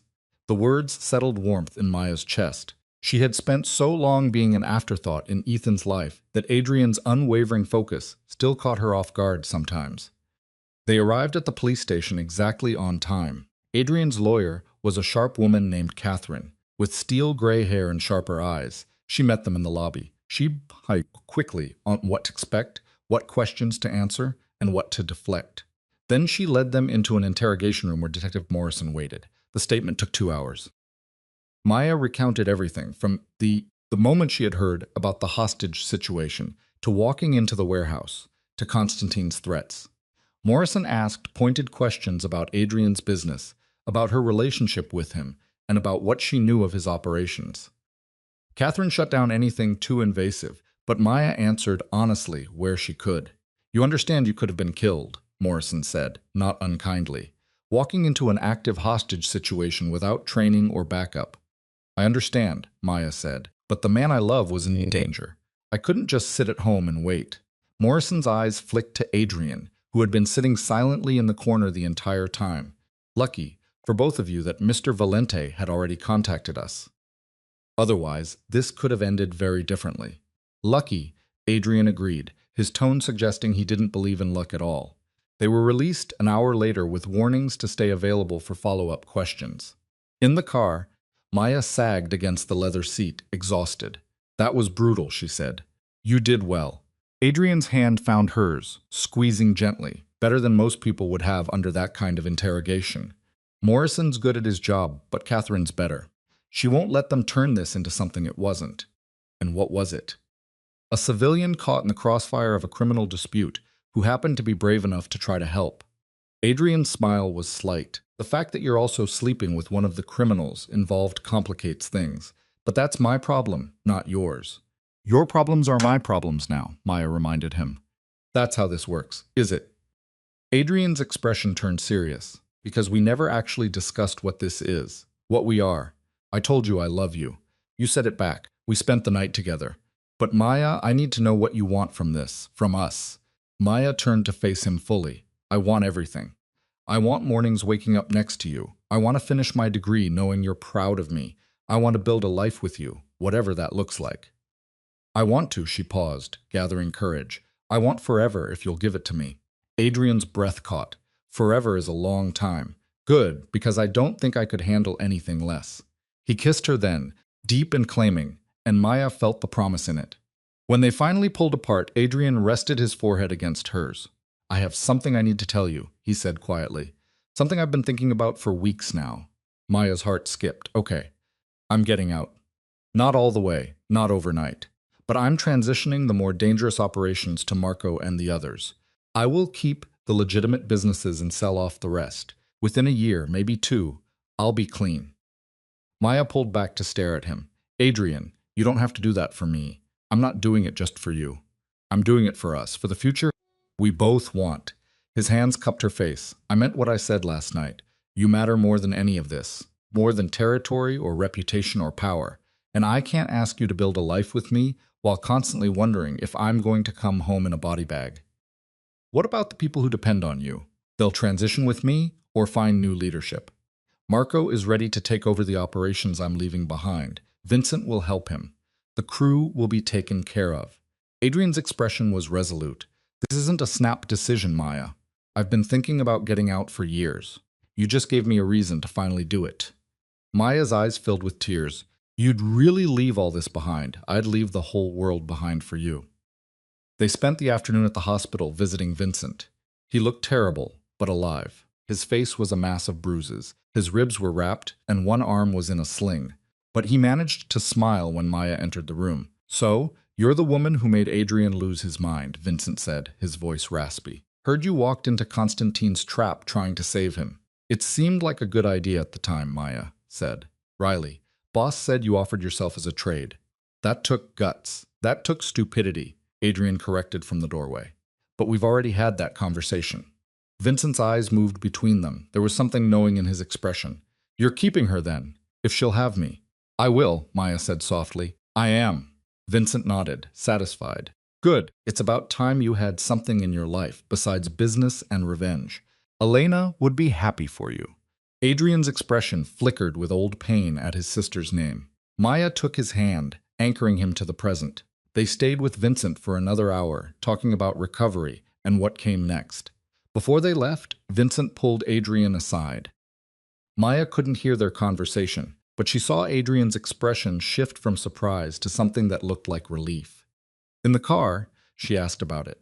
"Vincent is retiring," Adrian said. "He says last night convinced him he's getting too old for this life. He's taking the generous pension I've been offering him for years and moving to Florida with his daughter." "How do you feel about that?" "Relieved, actually." Vincent has been loyal for 15 years. He deserves a peaceful retirement, not a violent end in some warehouse. Adrian's fingers drummed on the steering wheel. Everyone I care about is leaving the life. Vincent is retiring. Marco is training his replacement so he can move into legitimate security consulting. And I'm transitioning out. It feels like the end of an era. Maybe it's the beginning of a better one, Maya suggested. Adrian glanced at her, his expression softening. Maybe it is. They drove to Maya's mother's house next. It was a decision they had made that morning. It was time for her mother to meet Adrian, to understand where Maya had been and who she had been with. Maya was terrified. Her mother's house was a small two-bedroom in a working-class neighborhood. The lawn was meticulously maintained, and flower boxes were bright with late spring blooms. Adrian parked on the street and turned to Maya. "Are you ready for this?" "No, but let's do it anyway." Her mother answered the door on the second knock. Her face cycled through shock, relief, and fury in rapid succession when she saw Maya. "You, where have you been?" "I've been worried sick." Her mother pulled Maya into a crushing hug. "Don't you ever disappear like that again? Do you hear me?" "I'm sorry, Mom. I'm so sorry."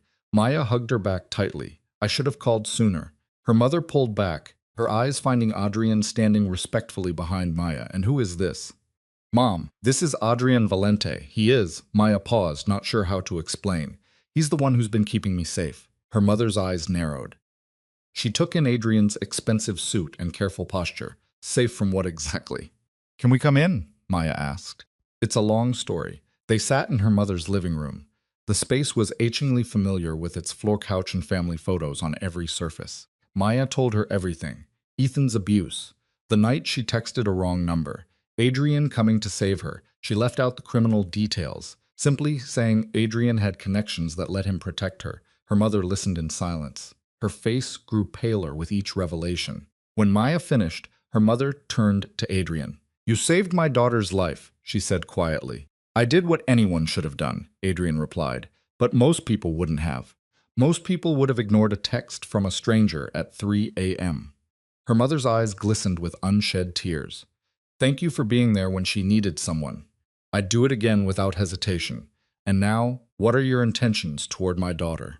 Adrian didn't flinch at the direct question. "I love her. I want to build a life with her. I want to support her while she finishes her teaching degree and starts her career.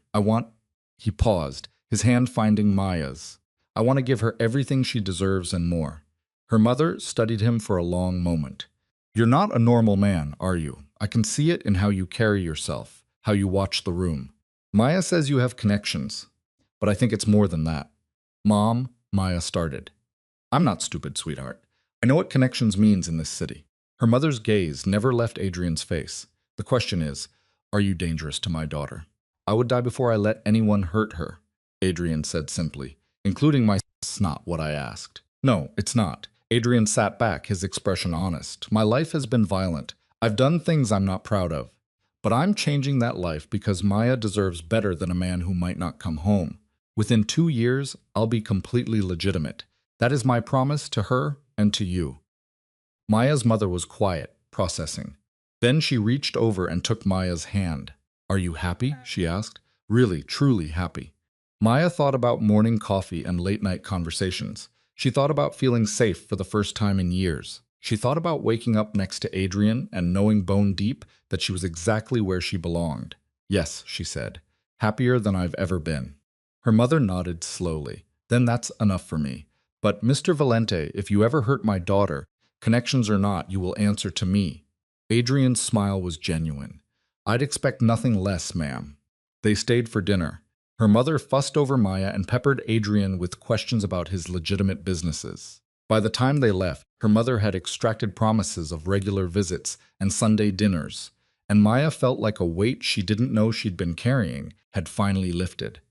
"Your mother is terrifying," Adrian said as they drove back to the penthouse. "She likes you." "That was her liking me.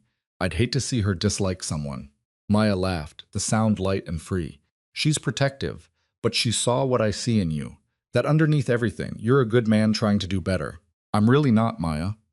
Good men don't have the kind of history I have. Good men make mistakes and own them. Good men change when they find something worth changing for." Maya's hand found his. "You're good, Adrian. You just forgot for a while." The weeks that followed were a blur of change. Maya started her teaching program, diving into coursework and student teaching with the passion she had buried for 3 years. Adrian began the slow process of legitimizing his empire. He sold off operations and consolidated the legal businesses into something sustainable and clean. They moved Maya's things from storage into the penthouse officially. Her books filled his shelves. Her clothes hung beside his in the closet. The space that had felt sterile and cold transformed into something warm and lived in. They cooked together, argued over movie choices, and fell asleep tangled together every night. Ethan became a distant memory. He was a ghost that occasionally haunted Maya's nightmares but had no power in her waking life. The last she'd heard, he'd moved to Arizona. He was attending court-mandated anger management and had finally faced consequences for his actions when a previous girlfriend came forward with her own abuse allegations. Maya didn't feel sorry for him. She felt free. 6 months after that first desperate text message, Adrian took Maya to dinner at the most expensive restaurant in Chicago. She wore a blue dress he'd bought her. It was the kind that made her feel beautiful and confident. Adrian wore a suit that probably cost more than her first car, and Maya still couldn't believe this was her life. Over dessert, Adrian reached across the table and took her hand. "I have something for you," he said. "Adrian, you already bought me this dress and these shoes, and it's not something I bought." He pulled a folded piece of paper from his pocket. "It's something I made." Maya unfolded the paper to find legal documents. It took her a moment to understand what she was reading. Then her breath caught. You're establishing a foundation. The Elena Bennett Foundation," Adrian said, "for women escaping domestic violence. It will provide housing, legal assistance, job training, whatever they need to rebuild their lives. I've already secured funding for the first 5 years and hired a director. We open in 3 months." Maya's eyes filled with tears. "You named it after your sister and me. 2 women who deserved better than they got. 2 women who were brave enough to fight for themselves when no one else would." Adrian's thumb brushed across her knuckles. "I can't save everyone, Maya, but maybe we can save some. Maybe we can make sure other women don't have to text wrong numbers in the middle of the night hoping a stranger will care." "We," Maya repeated. "You want me involved. I want you to run it. Once you finish your degree, once you've taught for a few years and have the experience you need. This is our legacy, Maya. Proof that something good came from all the darkness." Maya couldn't speak past the lump in her throat. She rounded the table and kissed him. She didn't care about the other diners or the restaurant's ambiance. Adrian kissed her back, and Maya felt the future unfold before them. Bright and hopeful, and theirs. When they finally pulled apart, Adrian was smiling. "Is that a yes? That's a yes to everything. The foundation, the future, all of it." Maya settled into the chair beside his rather than across from him. "I love you, Adrian Valente. I loved you when you were a criminal, and I love you more now that you're trying to be better. I love you, Maya Bennett. I loved you when you were terrified and broken, and I love you more now that you're strong and whole.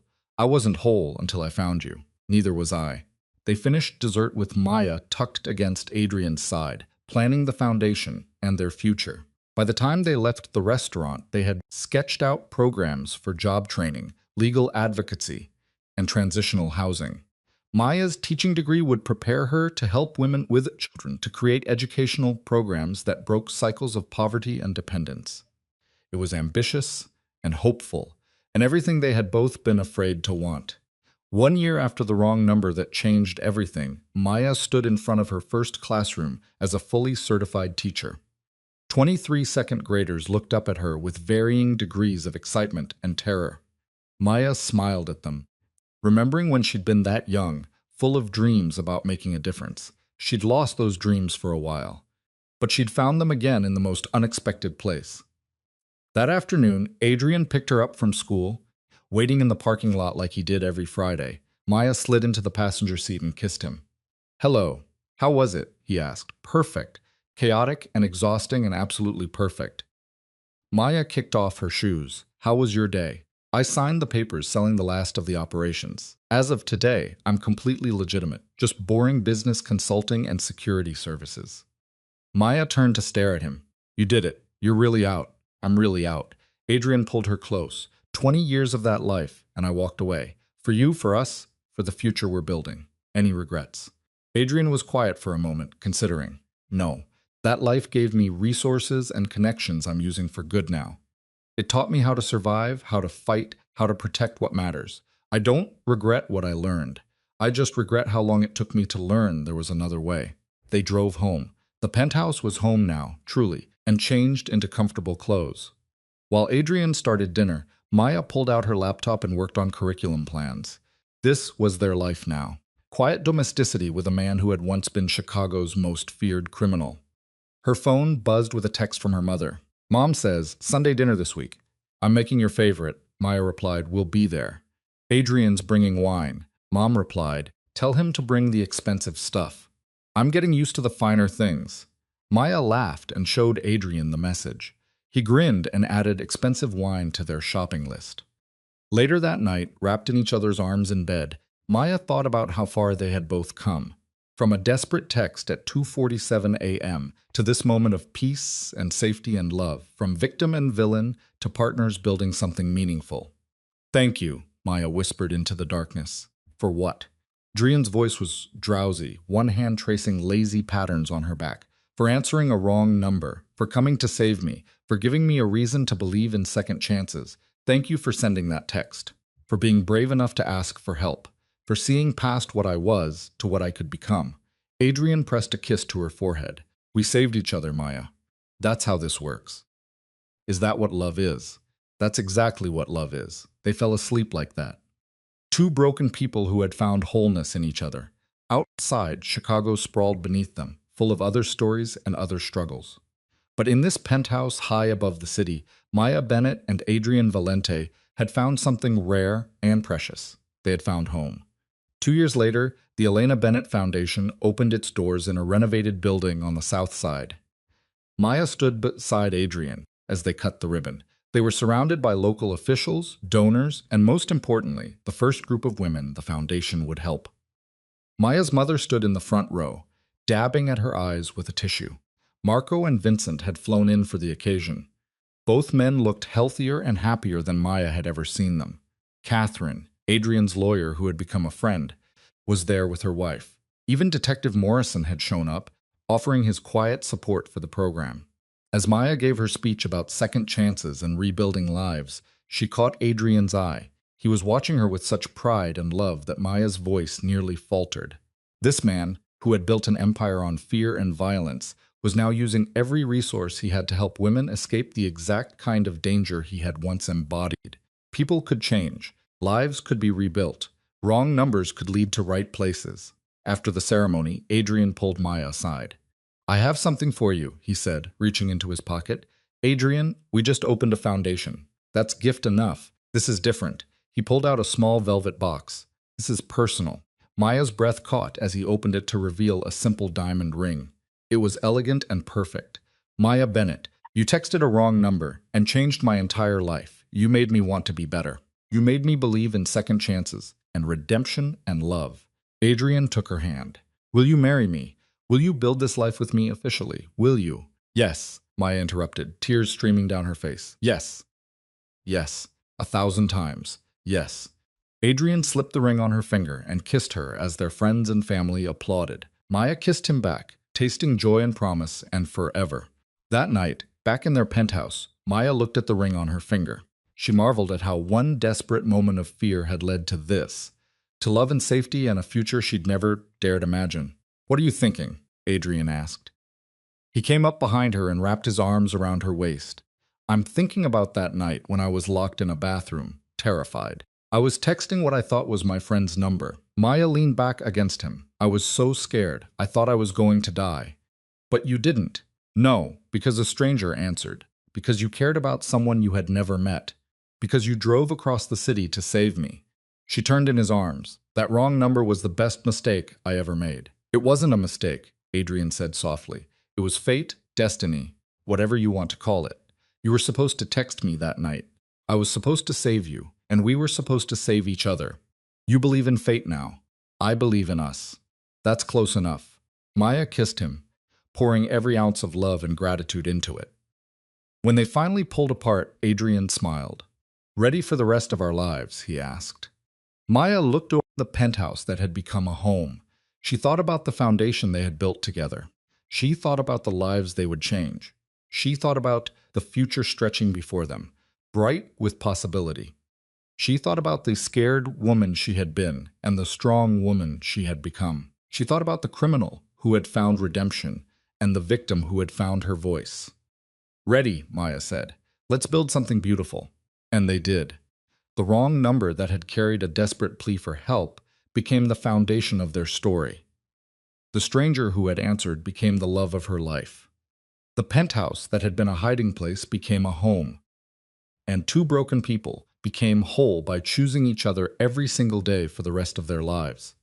In a city full of violence and fear, Maya and Adrian created something rare. A love story built on second chances, fierce protection, and the courage to believe that even in the darkest moments, hope could answer when you called, even if you called the wrong number.